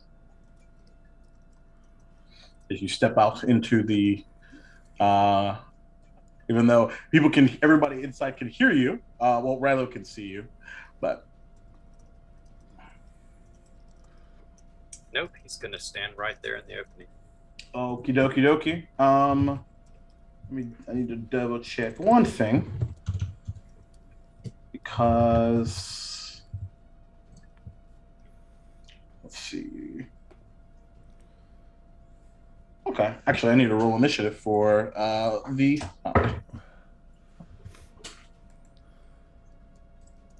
Okay, not too shabby, but still worth a little bit of a wait. Okay, so. Warscreet. So with Rilo's help, she's gonna attack. Okay. Because that's what he was trying to do is cancel out the disadvantage. Sure. Is that just for the first strike though? Considering it uses all action, I'll say it's for the round. Okay. All right. So let's try this out. Okay. Where'd it go? Oh, there it is. So. Oh, where'd it go? Where's my thing? Oh, here it is. Damn. 13 for the first one. All right. No, gonna do it. Assuming you're still attacking Bradshaw. Yeah. 9 for the second one. Great. Okay. Key point. Talons. Key point. Flurry of blows. Yep. Oh, there's a hit. There's two hits. Whoa! 26, 25 to hit. Both of those will indeed hit. Roll damage. Okay. As you rise up, striking purchase with your talons, kind of ducks underneath, and you catch him ducking back up. Okay, You rake him so across. That's 14 points of slashing damage Okay. altogether. Makes number one. What? So was it 14 total? Oh, it was 14 total. Yeah. Okay. 'cause What it was the six? two? It was 6 for Okay. the first one. Actually, it won't Six- matter. It's fine. Okay, 6 for the first one, 8 for Yep. the second one. So, and then Okay. that's all she can do. Okay. Yeah. Well, to be fair, action, bonus action, staying where you are, I assume, as it is getting quite crowded in this cluster of magical darkness, and kind of just like kind of hisses back at you, like thinking about Rilo's words and Devin's words as Word continues to do what she does. All right. Let's see. What do I want to do here? Okay. Satir, you not feeling so hot. You can't see anything. You're surrounded by magical darkness. All you know is that you have been carved over again and again and again with some large item, likely a great sword. You aren't doing so hot. So what would you like? Would I still have my wits about me, more or less? Yeah, definitely. Okay. Would I remember the layout of this stable area? Even though there's magical darkness? Yeah, you were here for a while. What are you trying to do? Okay. Well, I'm thinking that being the fact that I am bloodied and ravaged, and the fact that I can't see anything, I would like to use my disengage for my action and try to move out of the area of darkness and head towards the opening of this of the stable. All right. Yeah, you can certainly do that. Yep, and go to where I heard a fellow person in the trying to make my way towards Devon. Sure. Yeah. So yeah, you just dodging around as this lightning flash-like quickness as you are just quick enough to dodge around and out, saving you from what would have been 3 pretty interesting attack of opportunities. Cool. That's your action. On my way out, could my storm surge go off? I believe it's pretty natural that it would. Okay. So that's a dex save of 13 for. Where would you have it go off as it's the second I moved, it would have popped. So it would have popped right where you were. Yep. So it would have almost like a thunder step. That's kind of cool. Yep. 1, 2, and the only one that doesn't make it of all people is Bradshaw. Go ahead and roll damage. Nice. Thank you, Bradshaw. Enjoy your D6 thunder damage. Right. Of 1. Lots of 1s tonight. Well, he's okay. So, all right. So, as you feel this of lightning-like energy surround you as you like to flash out towards the area, now shaking off the magical inky darkness, and you look around and you still see Devon, and you see up to the second floor, engaged with another goblin is Zakria. I believe that's it, I assume. Yeah, that's all I can do. In other words, and go, hey, that's gone terribly wrong. That's where I land. Okay. So, it's the Hellhound's turn next. It's actually going to... Seeing it's a large lizard right to its front. It's actually not a Hellhound. It's more of a dire wolf, but it's very shadowy and inky looking. But And considering it is within 5 feet of an ally, it has pack tactics. So it's going to try to take a bite out of Melora. No. That's a natural 18, which would make that a 23 to hit. Yep. So Melora takes 10 points of piercing damage, and I need hurt. She's hurt. And I need Melora to give me a strength saving throw, please. Okay. As this dire wolf like shadow gnashes out at her neck and tries to pull her to the ground. Okay. That's a 7. 7. And she is indeed pulled to the ground, knocked prone. Okay. And is, I guess in this case, not doing super duper hot. Let's see what we got. So, and at the end of the Hellhound's turn, Bradshaw's going to use his final villain action and raise a hand up, pointing it at Satyr. Of course.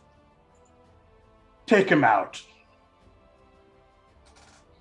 And you see the goblin up top, as well as the 2 remaining goblins, this one and this one, go into a spin as this shadow-like blade, as these 3 like tendrils of shadow try to collide into Satyr. No longer at advantage, thankfully. First one, 18 to hit. That hits. Second one, natural 1. Third one, natural 17 for 23 to hit. That hits. So, first one is going to bring you to unconsciousness with 9 points of psychic damage. I does not. I stand up and growl at him. And, Hell yeah. Which causes the second one to just like almost collide into where Bert would be. But the second one that does hit with 3 points of psychic damage as Satyr plummets to the ground, unconscious.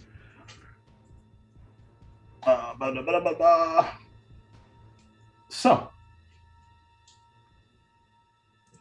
that is his final villain action. He looks over to you, Devin. Bradshaw does.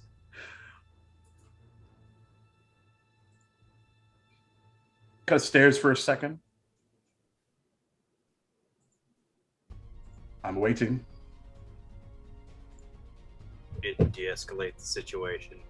You didn't let them go. No. I can promise you, you're going to pay. Not by my hand. By his hand.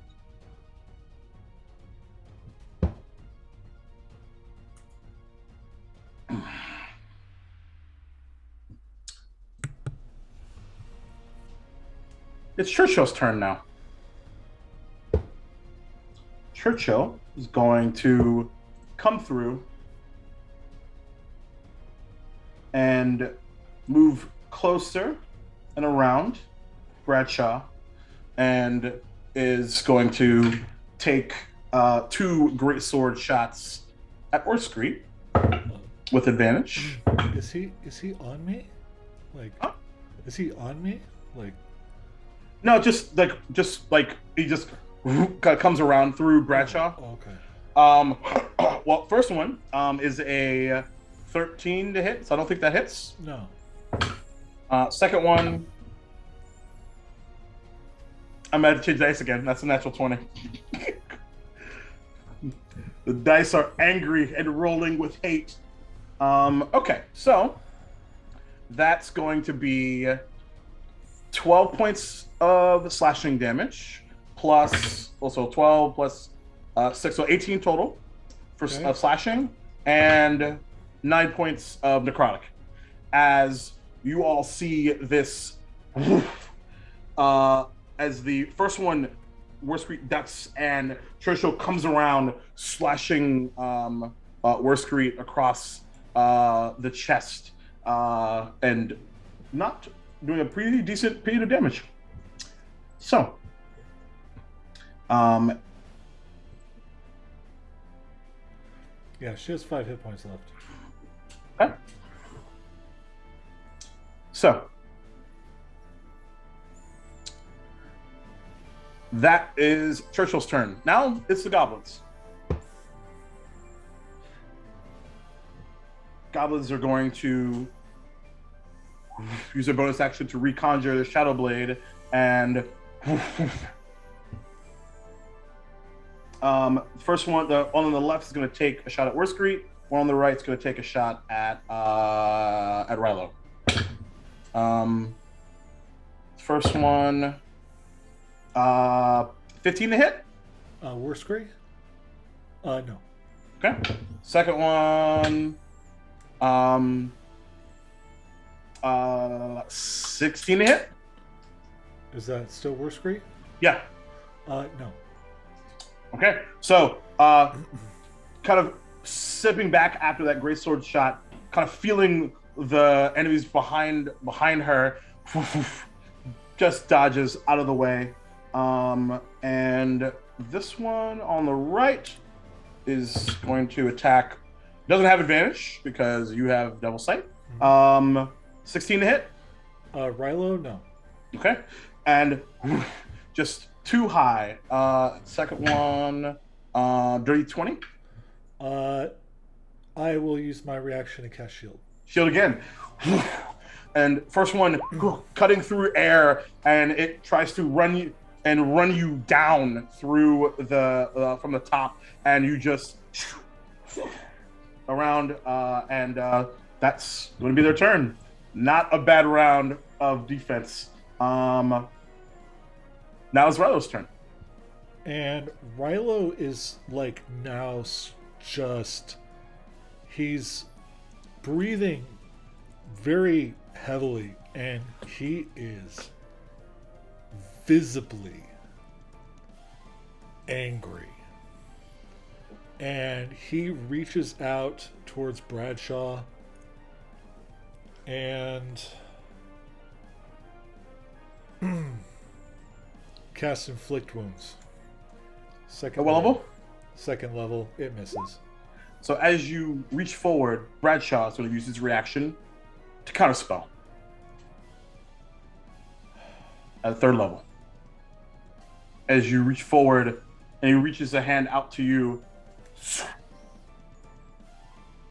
as Inflict Wounds fizzles.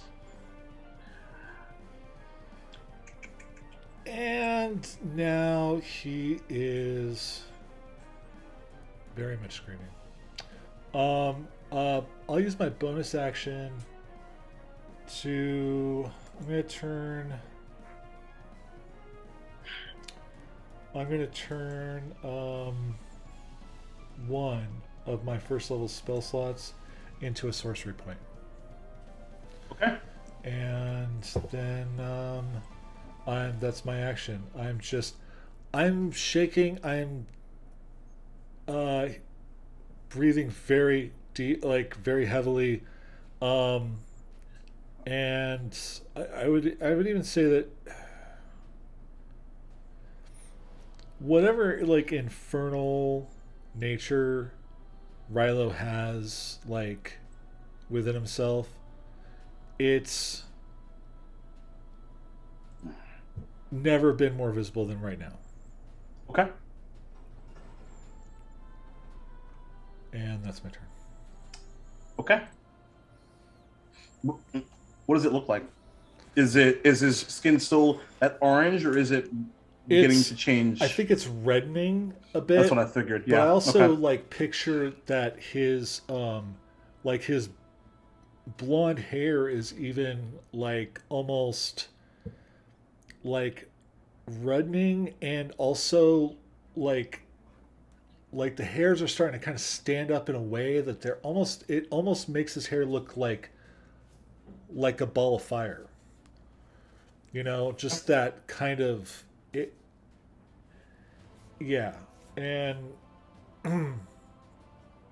I would even say that there's probably a strong scent of sulfur coming off of him in this moment. Okay. And Bradshaw is just like is staring at you with this shit-eating grin. By the way, he still has his pipe in his hand this whole time. You are quite formidable. It will be a shame. End this. End this now.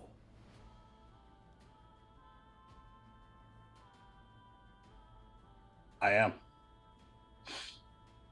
Not that way. Zakaria. Okay. Who's down right now? Only Satir. Yeah. And Okay. where is that 5? Where's the 5? Yeah. Okay.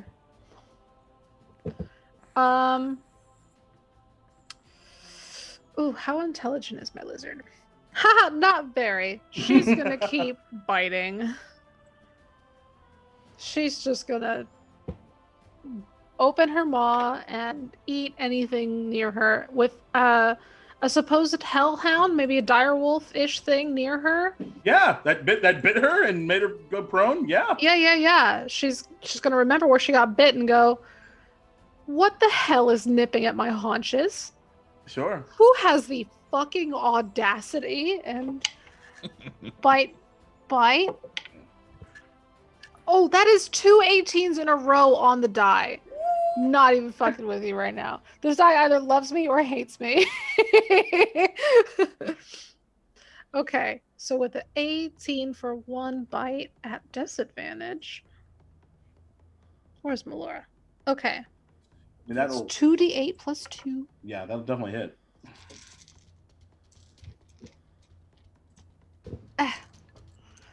Dice. I'd just like to remind my party that I love them very much. And I Yes, you do. Yeah. You love killing us too. I mean, it comes with the territory. It does, I mean, though. I'm not. Bradshaw is. It just, does, though. You know. So that's a 8 Okay. damage for the Okay. first hit, Mm-hmm. and then second hit. Second attack. Do the thing. That probably doesn't hit. It's a me 9 hit. total to try to hit that 9. hellhound. No dice. First one Yeah. does as a bite is returned with another. Go ahead and roll that damage. Wait, I rolled the damage you for the did. first Yeah, you attack. did. Yeah, you did. Okay, It was cool. 8 What was damage that again? total, and Okay, then the second attack was 9 to hit. To hit, so we didn't do So, anything. Okay, Yeah, there you go. got it. I should have taken that extra damage, but I did it, Jacob. All right. Okay. And cool. Zakaria? That's Melora's turn. Yep. And then, goodness. I feel like Zakaria herself would hear Rilo, sense the distress. Definitely. Sure. And immediately just call down. Okay. Can we take a pause? I need to know what happened and what prompted it. I wasn't even here.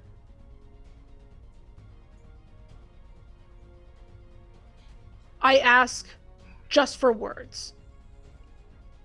If you deem that the words aren't suitable or aren't to your liking, whatever the fuck you may feel, sure, go ahead. Do what you need to do. I can respect a businessman. However, I don't know what happened. I'm here to protect my friends. I'm being shot at in spite of just arriving. Tell me what happened. Are any of you dead? I don't know. How am I supposed to answer that? Don't worry. Don't worry. We will come to a resolution very soon. All I need to know is was the lesson learned. I already told you it was learned. Was We're it, about to- Devin? Was it? Rilo. Bradshaw just kind of looks at everyone. We're about to find out. And is looking, and as he says that, he's looking at Rilo.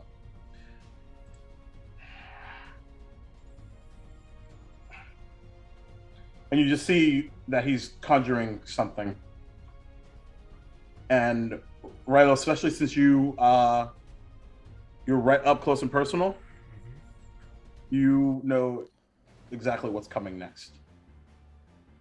A familiar purplish arcane incantation. Why can't I just know what happened? Why can't this just be a conversation between me and you right now, Bradshaw? We're past that. How? I just got here. What quarrel do you have with me now? Not with you personally. So then, why not talk? We're gonna have a quarrel if we don't talk. Anything else? Zachria wants to hold moving moonbeam, Okay. if that's possible at all. Sure. A bonus action. Well, it's a bonus action, isn't it? I Hold on. Let's see. mean, I would be foregoing my full action to do it. She would probably. Let's see. Do. Issue turns against. Oh, it's an action to move it. So yeah, this is fine. We can do Yeah. that. Okay. So, She would probably try to move it in the direction of Bradshaw's voice. okay. So she's So- holding that.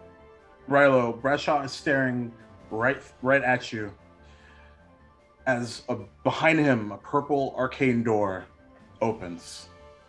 Oh, really quick, out loud with her last words, Zachria would like to say, Melora, stand down, Okay.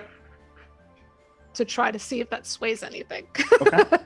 So this purplish arcane door opens. He just looks up. If he lets me, everyone stand down. And he steps back into the mission door.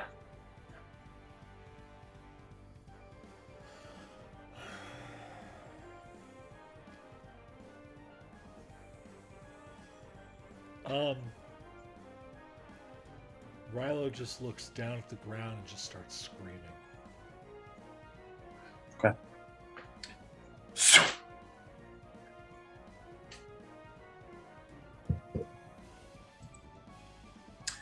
As the mission door's incantation completes, and Bradshaw is no longer here. And you hear the clattering of metal. Rilo As- immediately bamps over to Sator to heal him.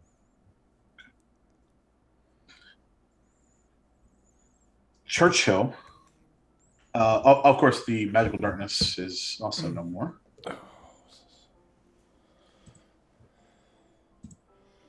I meant to say once we're out of initiative order. Oh, yeah, that's fine.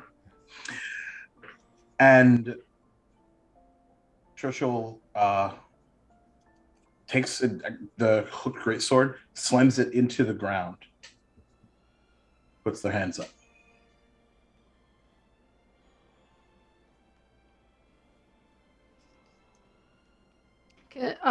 Does Zachria see this?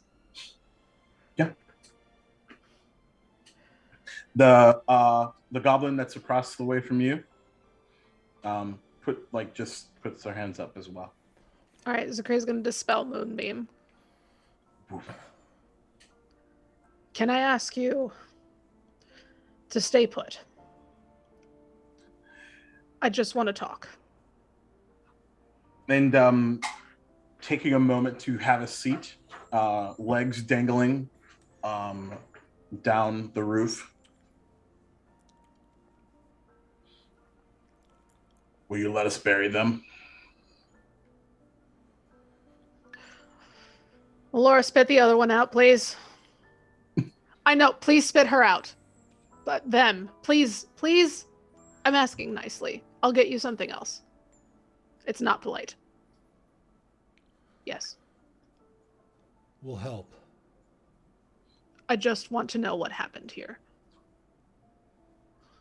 I expected this just to be a conversation. You're gonna need to talk to Churchill about that. Churchill's acting boss right now. Fair enough. Oh, no. Churchill! Can we have a conversation, please? Absolutely. Oh, actually, that's not Churchill's voice. Churchill's voice is, yeah, no problem. No problem at all. We just, boss just needed to go to make sure that there was a, tension removal.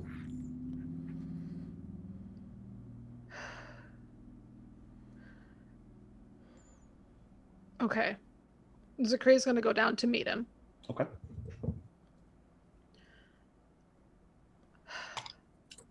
I need to Devin? know what happened. From what I understand, we shot first. But I need to know why. Yeah, I actually don't know. I know you and boss and points at Devin. We were talking, and then little one, sorry. Is your friend okay? He just did 17 points of healing. As you blink to consciousness. Sator, Devin, I need you both over here, please. I need to know what happened. We're We're at a parlay right now.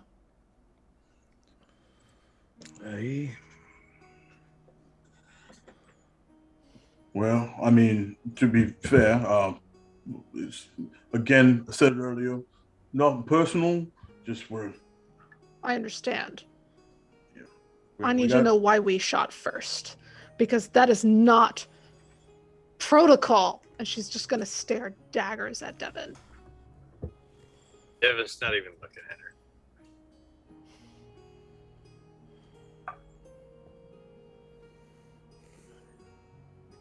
Why? It's who I am. Why, though? Why did you shoot? You put all of us in danger.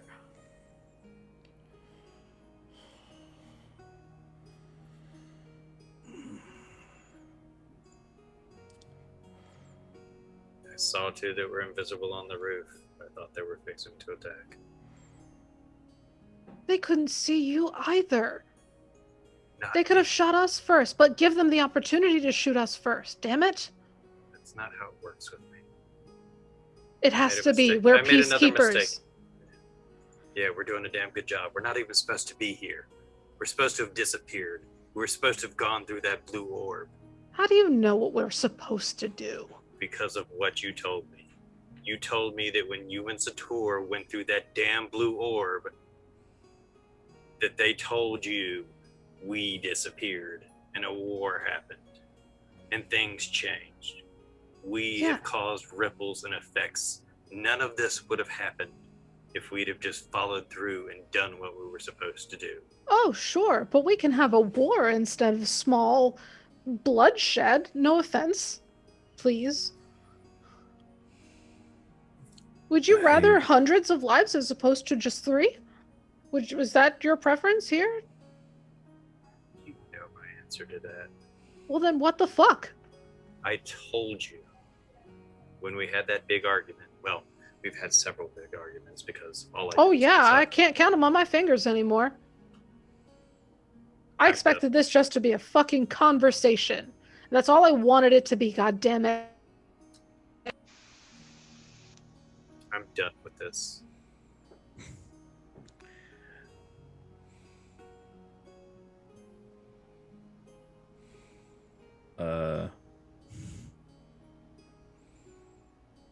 Sator, I'm sorry. I- I'm sorry. Rilo. Sorry. But Evan, sorry wouldn't have brought me back if I wouldn't have. This is supposed to be talk.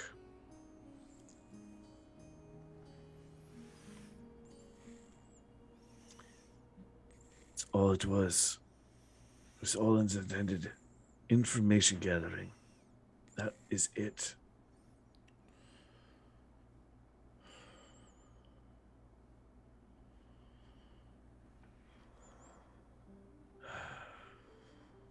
Ow, I hurt all over.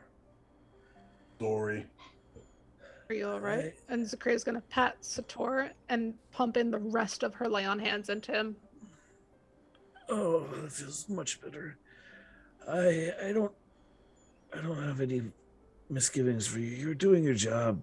That's 39 hit points. You're a good fighter, mate. I don't feel like it. I feel like I got worked over like a bad rug. I've seen people not take that blow quite as well as you did. You're resilient. Yeah, resilient is great, but it doesn't work so well the next day.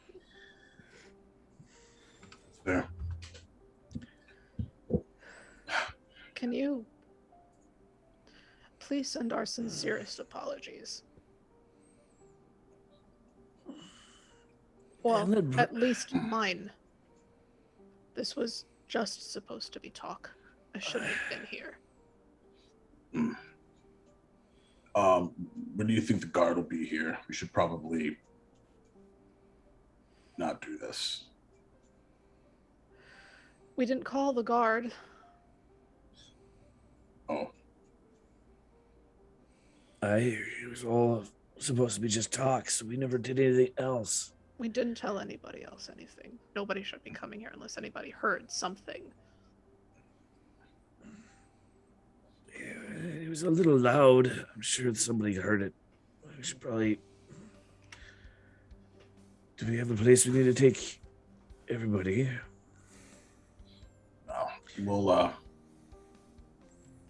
Would you like help? No, it's okay.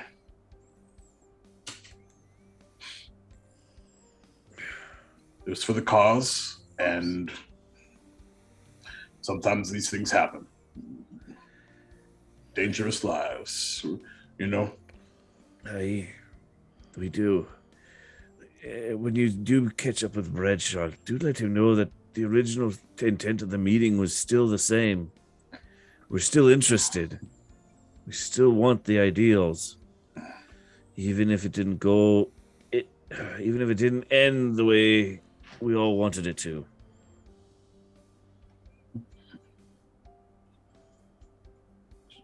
Sorry, guys. Working on fixing my camera right now. Fine. As Rilo, as you're processing what's been going on, a familiar voice peeks into your mind.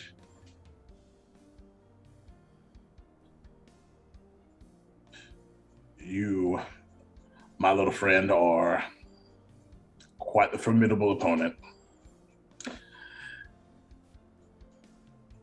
And much more intelligent than you lead off. I fully expected that spell not to work.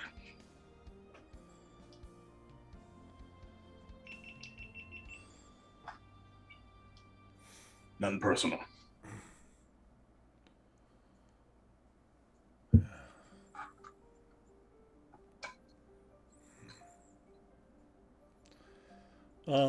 He's It's a message, so you can respond if you would like. He's not.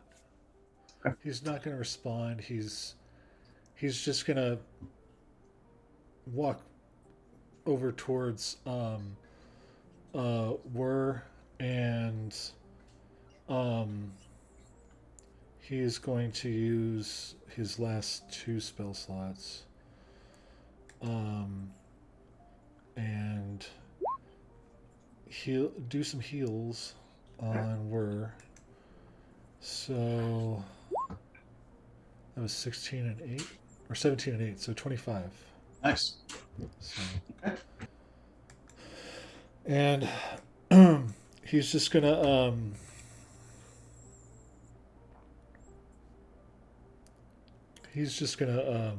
give Whir a big hug and just stay silent.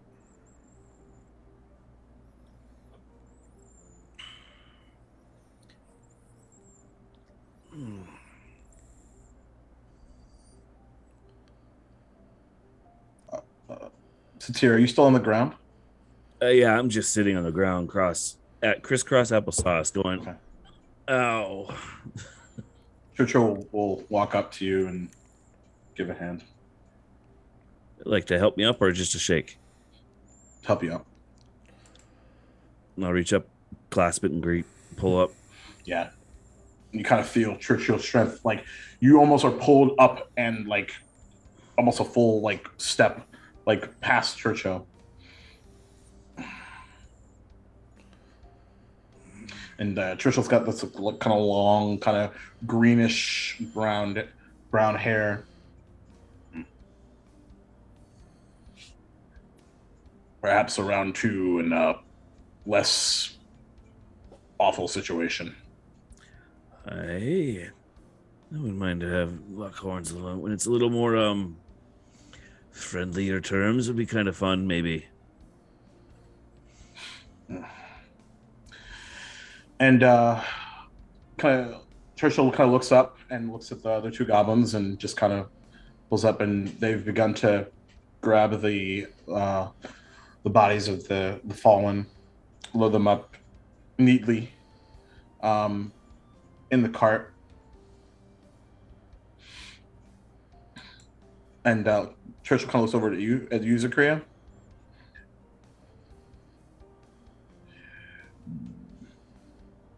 Perhaps there's a possibility of doing business one day, but maybe we just call it for now.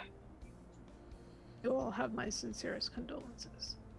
And Zakria is very visibly just so distraught at what's gone on. Like, she's not hiding it. She's simultaneously like super fucking pissed at what happened here, and then just very sorry that lives actually got lost. And the cart slowly begins to wheel its will away. Churchill and the goblin that was up top with you, Zakria, at the steady. Fortunately, the horses aren't easily terrified, and they go out into the street and disappear into the darkness of the night.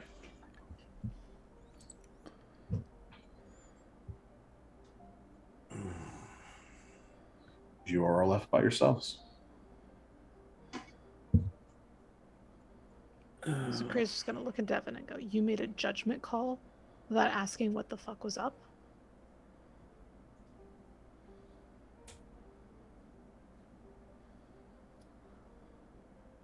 Where's that gotten us?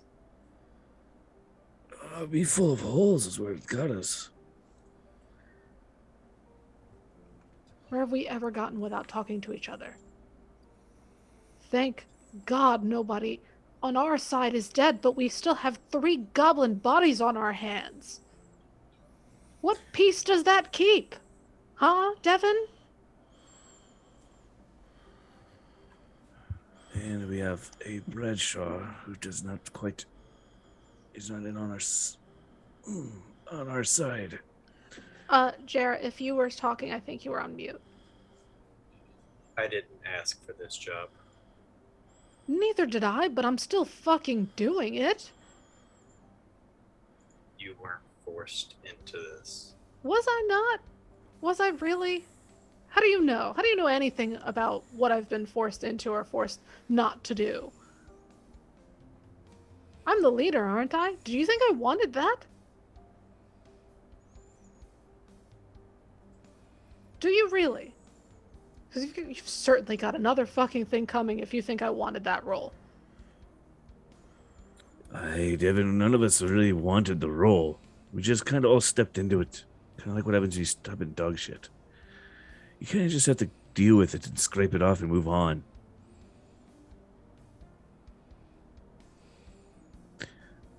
About this time, I would notice that Rilo is all broken up, and I'd step up to him and go, "Hey, Rilo. Are you okay, my friend?" Look, Devin, whatever demons you have to sort here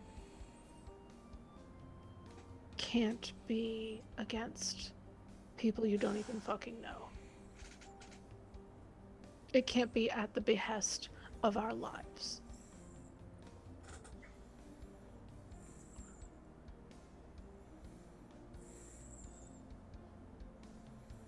You've been made of apologies lately, and that's just not gonna fucking cut it. If you're changed, you need to change. If you're a different person, if you're a peacekeeper and you want to remain a peacekeeper, you gotta keep the fucking peace. Not for Duvalia, not for Lobra, but for us. Sator and War just almost fucking died.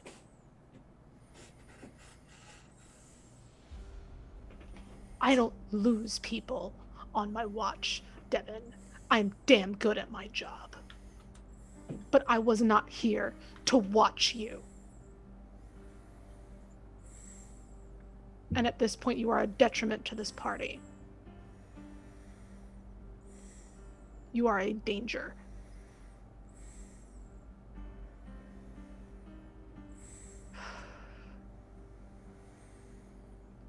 You decide what you want to do with that. I'm not going to ask you to leave. You know what you should do.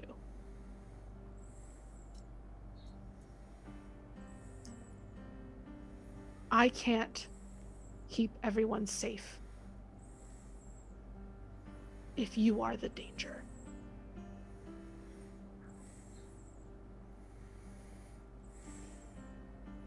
You're right. You can't. He's just gonna walk away. Again. Why is that always the answer?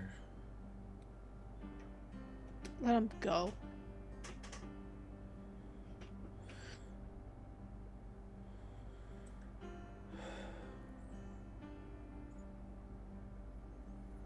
Maybe he just needs to find his way at the moment.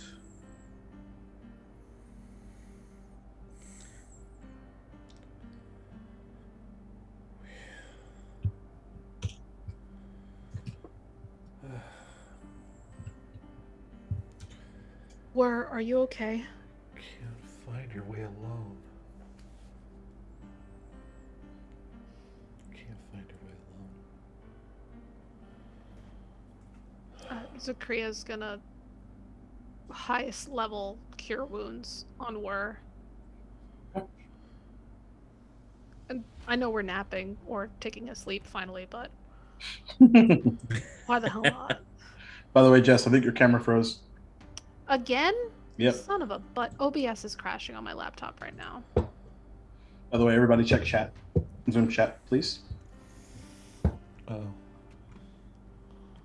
I'm just gonna switch to my regular gross laptop cam.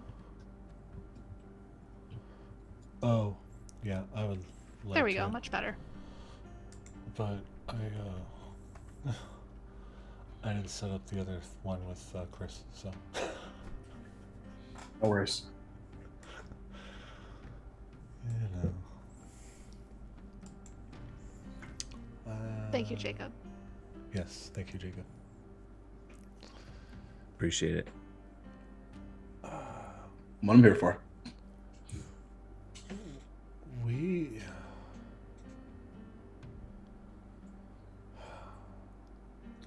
I no, this can't go. This can't.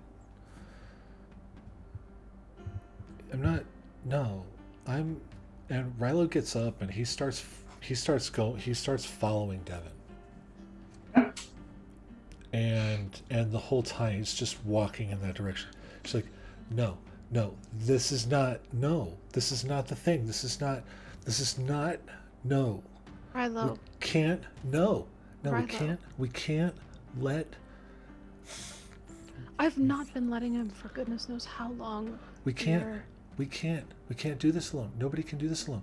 We can't do this alone. You can't find. Rilo, Then sweetie. he can't do it alone, and we Zakriya's can't. gonna try to like hold him.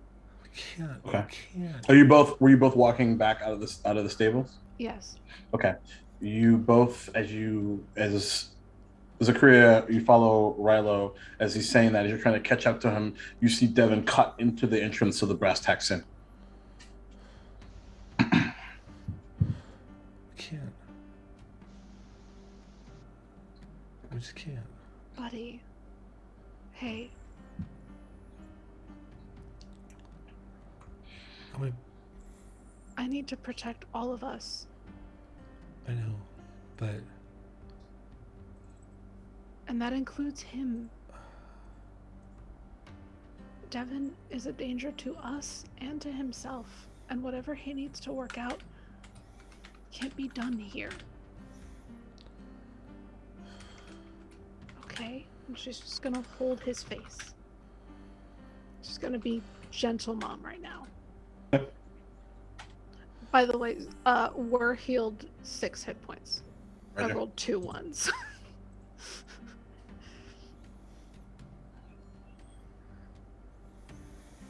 Whatever stuff Devin has to work out, I would love to help him work it out, but he's working it out on lives lost right now, Rilo. We can't keep doing this, buddy.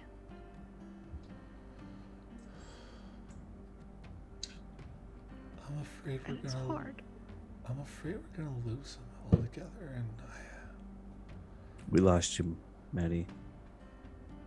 We didn't hear that last phrase. oh, sorry. I'm afraid we're gonna lose him entirely if we just don't. And we lost Horace.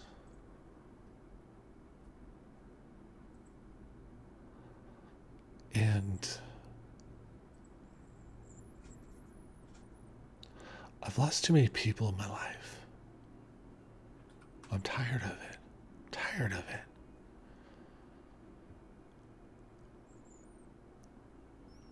Zakriya's gonna pull Rilo into a really close, very tight hug, and she's probably, even in spite of this being so intensely emotional and awful right now, she's gonna still try to hide it and stuff it in and bury it deep down in her, but she is crying, and she says, "Me too, buddy, me too."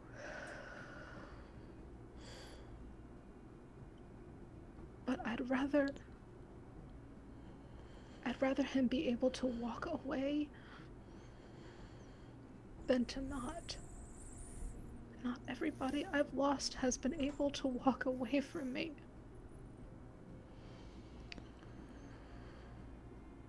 Yeah. But At least he leaves walking, not like Horace. Not like anybody else.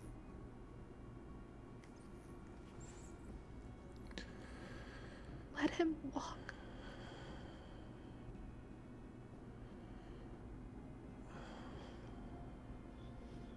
She's just holding as tightly as she can onto Rilo. Devin, as you head upstairs and begin to get your things together,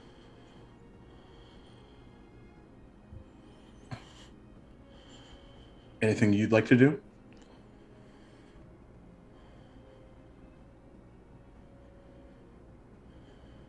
He just thinks about the voice that contacted him. Do it now. As your eyes sort of exit the window, south is an option. Back north, off continent via the sea.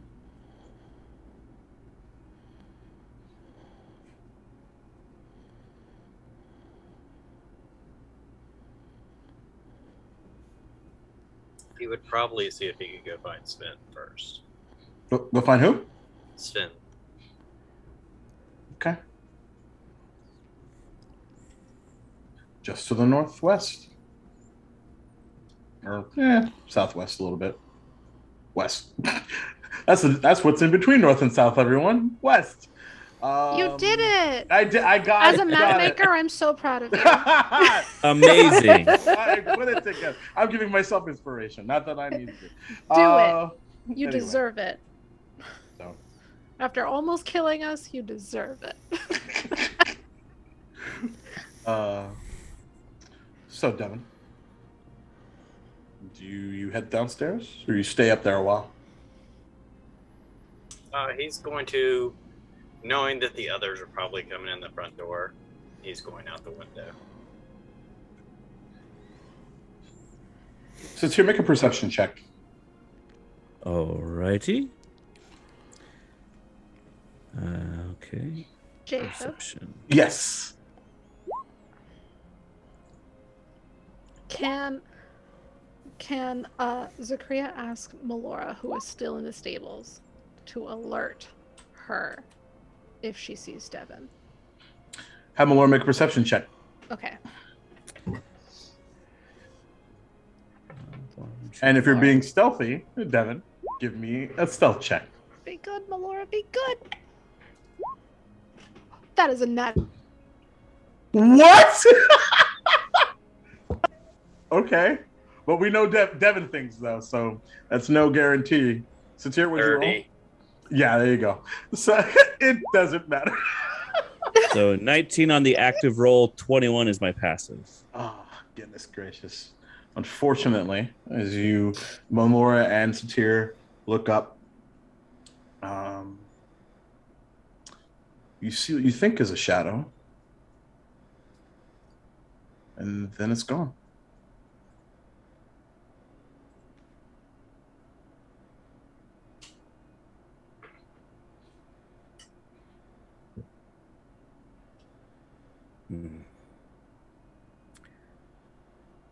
Devin's off again on a goose chase.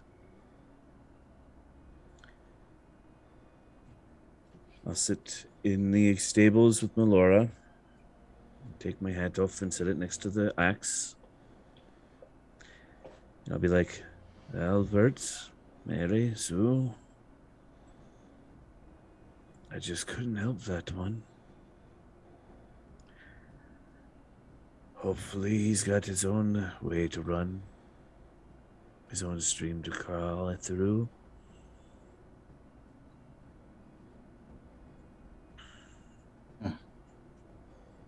Jacob. Mhm. I flipped a coin. Melora likes Sator. Of course she does. It's not Devin. I flipped a coin about it.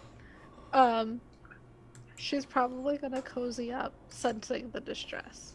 Okay. She's not gonna tell Mom about it at all, Okay. but she's gonna cozy up to Sator. Okay. Offer some lizard comfort. And I would scruff. Aye, my lord. Aye.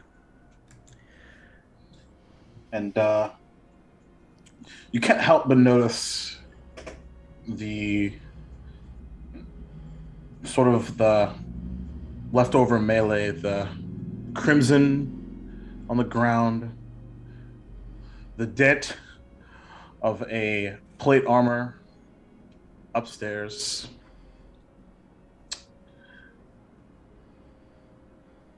Is there anything that anybody wants to do with the night before you all retire for the evening?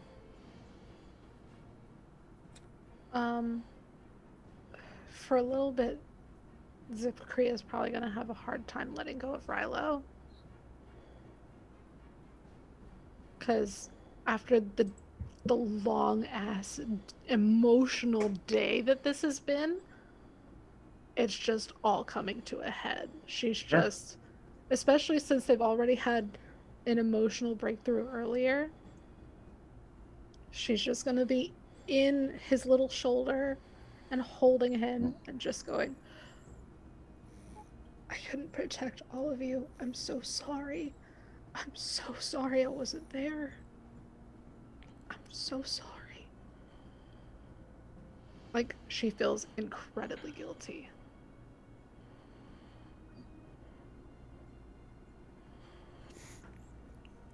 I think with everything that's happened today and everything that Rilo's feeling, I think if he's kept in a hold or a hug for too long, he'd fall asleep. Yeah. You just hear the snore. He would just fall asleep. He's so tired. No. Yeah. Immediately, that'll immediately just, knowing he's asleep, waterworks for Zachria. Sure. And Warstreet sort of joins in that display as well. And Zachria, even through your tear-filled eyes, you notice maybe for the first time a small black dragon wormling cozying up on the shoulder of Warstreet, comfortable and there. Zacria's gonna pull Wur in too, knowing Wur was on the brink. She's gonna Wur is far taller than Zachria, but she's gonna apologize to Wur as well. Sure, yeah. Just let them all have it. Right. Mom is finally opening up. Sure.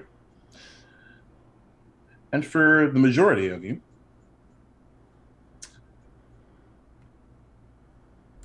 dreamless sleep takes you.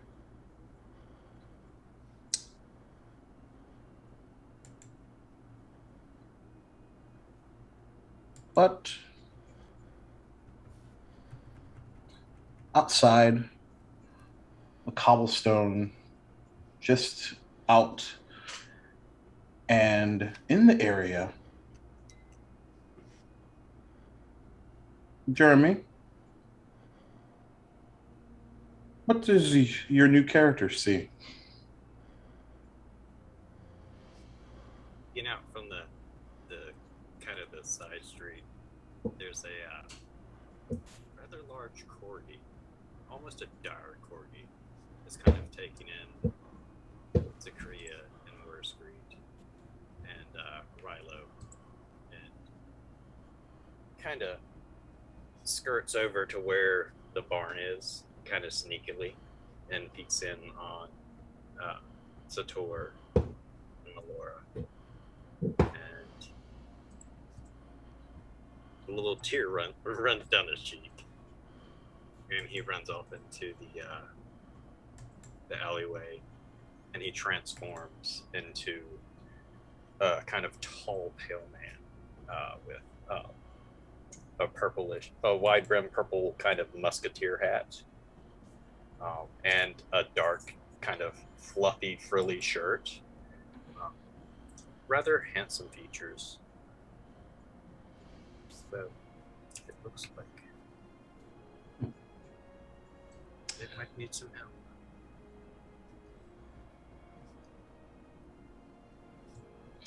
I don't think that it particularly is responded to initially, but that remains to be seen as the morning eventually comes to be. Finally. And that is where we will end tonight's session. Oh. Oh boy. Uh, The plot thickens as per Tricky's usual. habits. Tricky habits. Hey everybody, D&D everybody, isn't it great? I should not have had whiskey for this.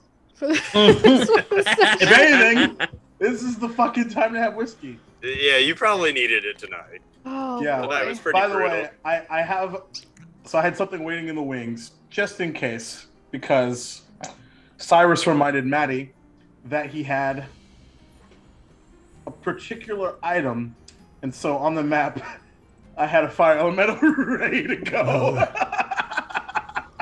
Yeah, yeah. Ah. Oh, my heart. Well,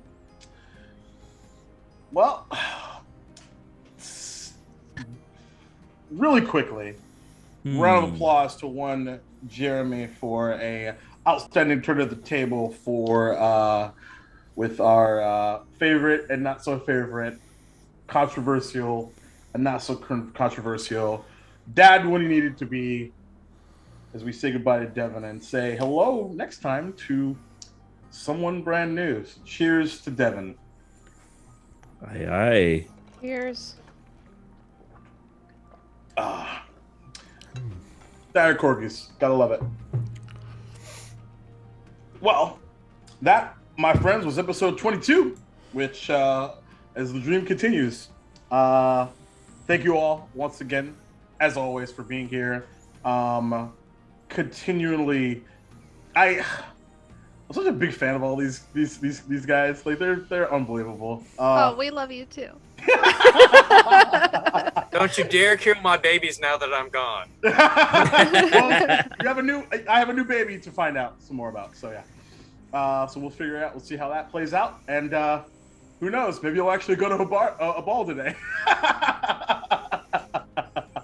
There You is said that. we slept. You said we slept, I did. Jacob. I did.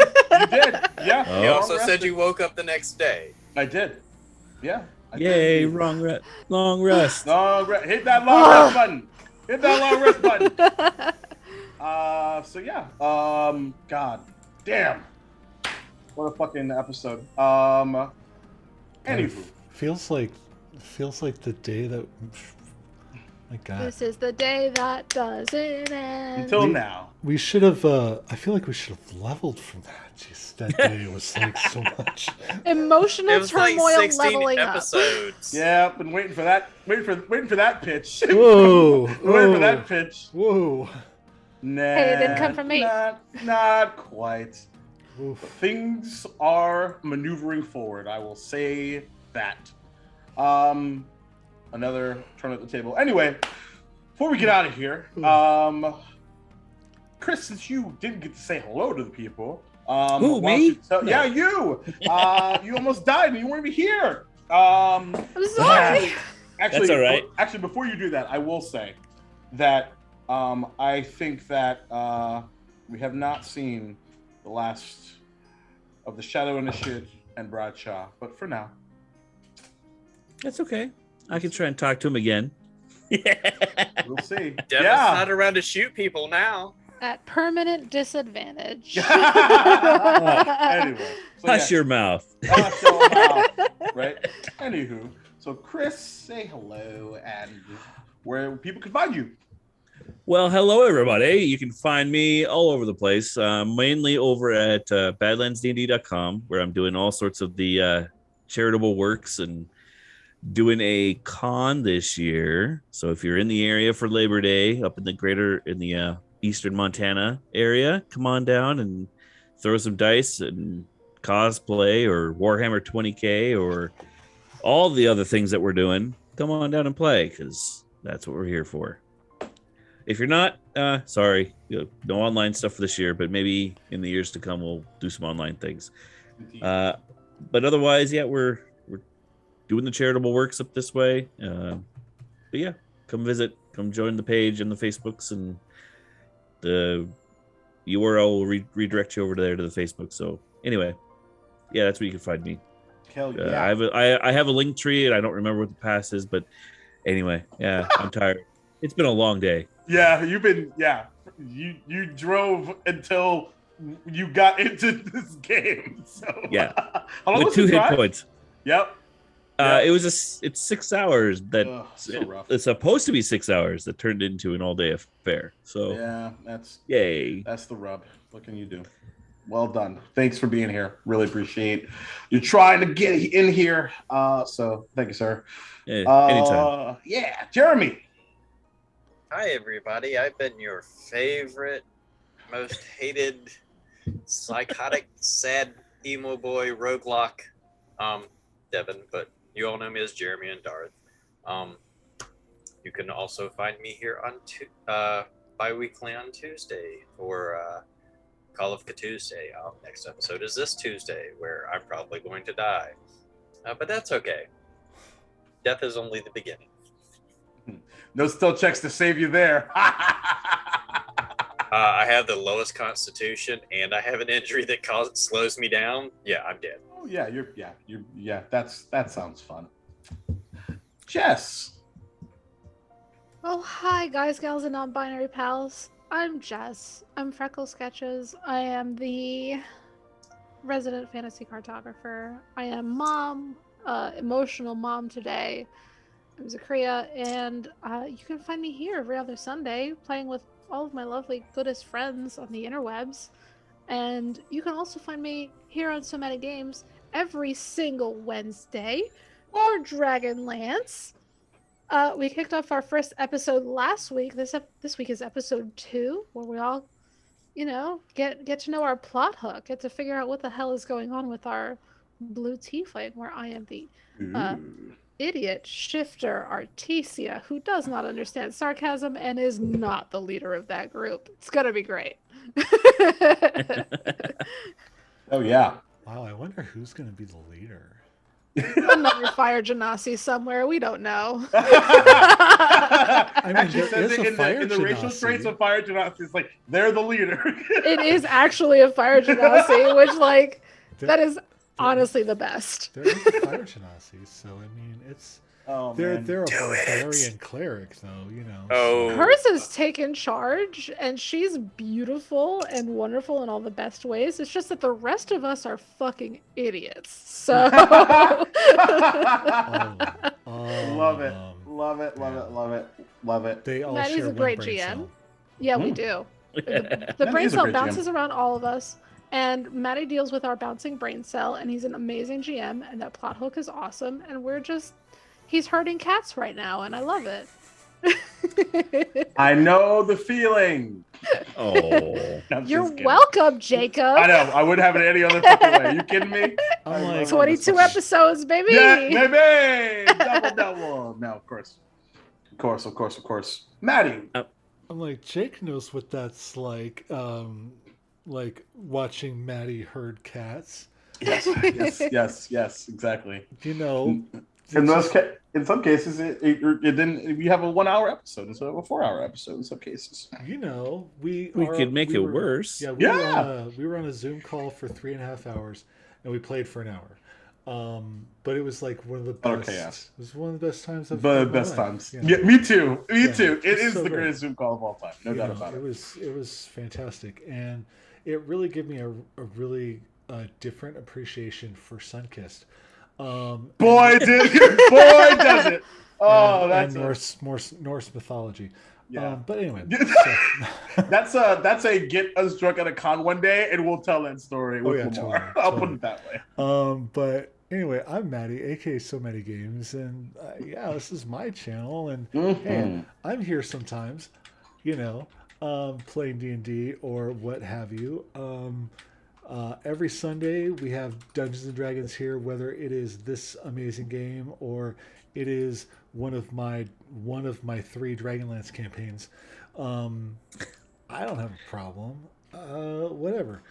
And then every other Monday, I'm here playing D&D with a great group for Dr. Where the Fuck. And those opposite Mondays, I'm over at Dumpstack Charisma playing The Awakening, which is, again, D&D 5e. I play a bard. He's a hoe. It's fun. And in Doctor Where the Fuck, I play 13 different characters in the same body. And Tuesdays we have Star Trek here, and possibly something going on maybe over at Dumpstat soon. We'll see. And then every Wednesday, like just alluded to, we have a weekly campaign now, which is Dragonlance Legacy of Chaos. And yeah, it's a fantastic group. Their characters are all just dumb as rocks, but they're also very all over the place. So it's definitely going to be entertaining for years and years to come. But you know, I just don't know how long these characters are going to live. You know, you know, as you do. If it's any consolation, you know, our characters are still alive, and God tried to hurt them. So, hey, You know, maybe a wizard tried to dispel a god. I don't know. successfully, I might add. You That's know, what 20s. What can you do? stuff. Yeah, I can't. Mwah. See, the thing is that we just don't get together a lot, and we don't get through a lot of sessions. Nope, because we want to hang out. So we just end up hanging out a lot. So they don't even know what is coming. And oh man, I love it.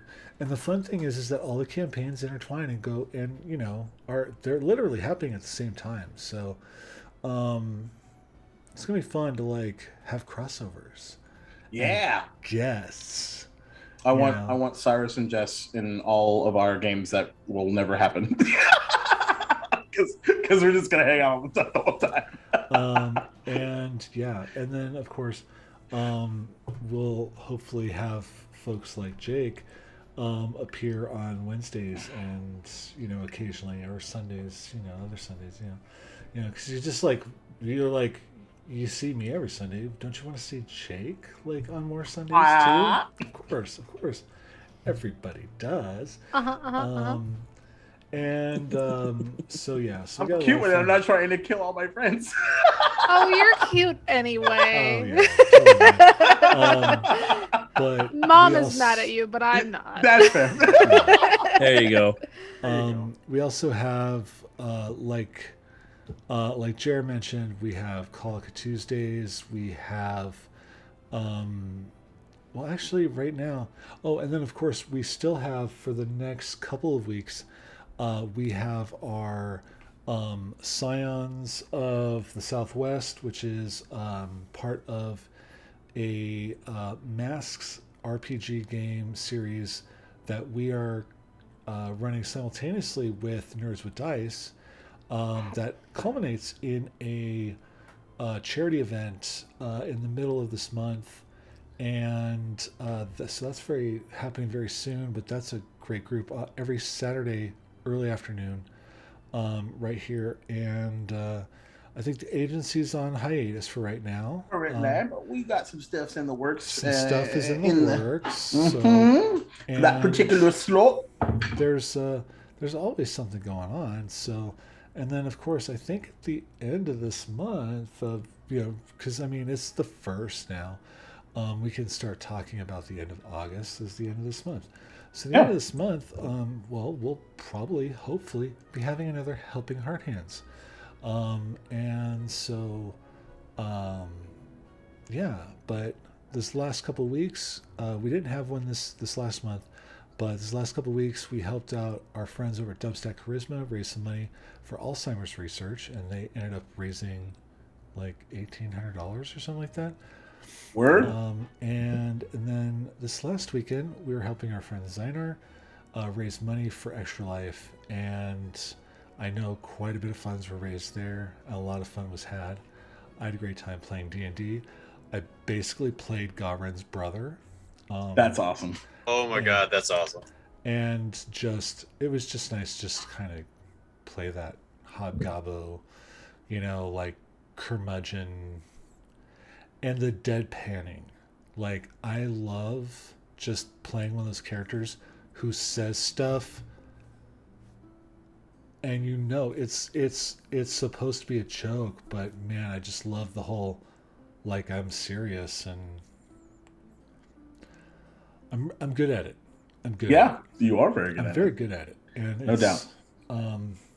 So I try to use it a lot. Anyway, hi. Hi. So, we had fun. We're glad you're here with us. I think we're going to try to raid somebody. That would be good. I haven't gone, Maddie. Well, I know that. Well, that, and did I hear anything about So Nerdware? Because I don't remember hearing anything about He never does. Because, hello. It's what the nerds wear, baby. Check out this swag. It's comfortable. Right. You know what's it's happening? Beautiful. It's red. Over at So Nerdware right now. Buy this cup with my face on it. You can buy a lot of Chatty Fam stuff, but you know what you can do right now over at So Nerdware? You can now get a lot more Jasper's Game Day gear. Oh, yeah. Because we carry everything. No, but Jasper's Game Day, we've expanded their line of merch. And so they've got great tumblers, mugs, a number of things, really great stuff. Go check it out. And I think the thing is, we're definitely gonna need to have ourselves a good summer sale now. Like just like crazy discounts on things. And I think we're just gonna go mad. The Maddie's Gone Mad sale. Well. You're welcome. MGM. That's not copyrighted or anything. As you do. So, Jake. Hi, everybody. You tell the folks where they can find you on the internet. What you're up to. You'll know I'm not really doing much, but and by much I mean I'm everywhere. So yeah, you can find me on the Twitters and the Instas, Duval King Jacob. Whereas Chris mentioned, I got a link tree with all the content that I've been up to. I also co-founded the Amphitheater, where you can find me playing Captain Ink on Skin, a swashbuckler warlock. Twitch.tv/the Amphitheater, 9:30 p.m. Eastern time. And I just teased a brand new show, which I'm really, really, really excited to show you, called Duval's Gaming Journey.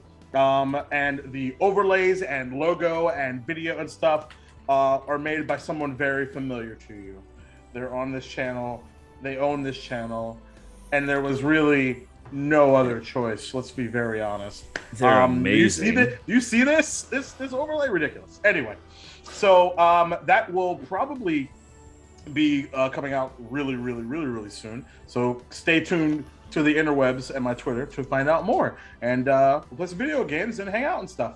And then as well as this coming weekend, got some charity streams. So those of you that know the D.D. Jordan Lee, she did a ridiculous charity stream and raised a lot of money for Color for Change. And so this past weekend, we surprised her by telling her that we're kidnapping her stream and she's not allowed to produce. And she's gonna play some games and some Deadlight and some Sea of Thieves. So, and I will be playing. I will probably cry on the stream because we'll be playing 20th level versions of two characters that we played in in Stinkapalooza, which is where we met a year ago, where we played my character at 20th level Paladin. I can't remember the one with the anger and the conquest. Conquest, right? Yeah. And lover of Bahamut and Flower Crowns. That Kasara, who is a Circle of Moon asteroid. Yeah. Yep, I forgot what circle it was. Anyway, none of that matters.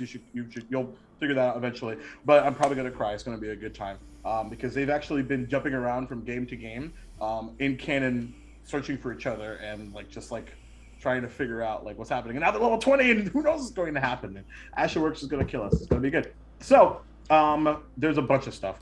But other than that, just as a reminder, just in case you forgot, Black lives still matter. Trans rights will and forever always be human rights. And you don't belong here if you don't believe that way. Also ACAB. Hi, and Fuck Turfs. Yeah. Just to add it all together, you know what I mean? Yeah, I mean, Yes, you're muted. those are important things. Oh, hold on. You're still, Still muted. muted. Still muted. Indeed. Mute city. Mute. Mute, mute, mute, mute, mute. Mute. People are like, what are they doing? Anyway. Still but muted. yeah. What did you do, Jess? You broke Right. it. Did you unplug your headset? Riveting content as we try to figure out what Jess is trying to accomplish with her words. I don't know what's happening, but I will tell you that I'm really excited for you all to meet Jeremy's new character in 2 weeks. It's gonna be fun. We've been talking about it to be very honest, for months. So, cannot wait for that to happen. Did you figure it out, Jess? No. Nope. Why don't you type it out and we'll say it. Maddie, who we're rating? We're gonna raid our friend Zuri, who happening? plays with us on Mondays, Zuri, very and nice. Spookerific. Oh, just butts. Okay, that was All the butts. What a fucking build up. Excellent. Yes. Amazing. Butts. Butts. All the As you buttons. do. All the How butts. about Did now? Yes, Yes. that's amazing. Motherfucker! What the What fuck? up? But That was now. incredible. What a butt Butts, now. guys! Butts. Butts and Butthole. butts and butts. Butts are nice. Oh my god. You Free know, all the fucks, everybody. all the butts Good night and have a pleasant tomorrow. and butts. And butts. And Have a pleasant butt. butts. Have a pleasant butt. Have a Butt Monday. pleasant butt. And we're out. Jesus Christ. My whole setup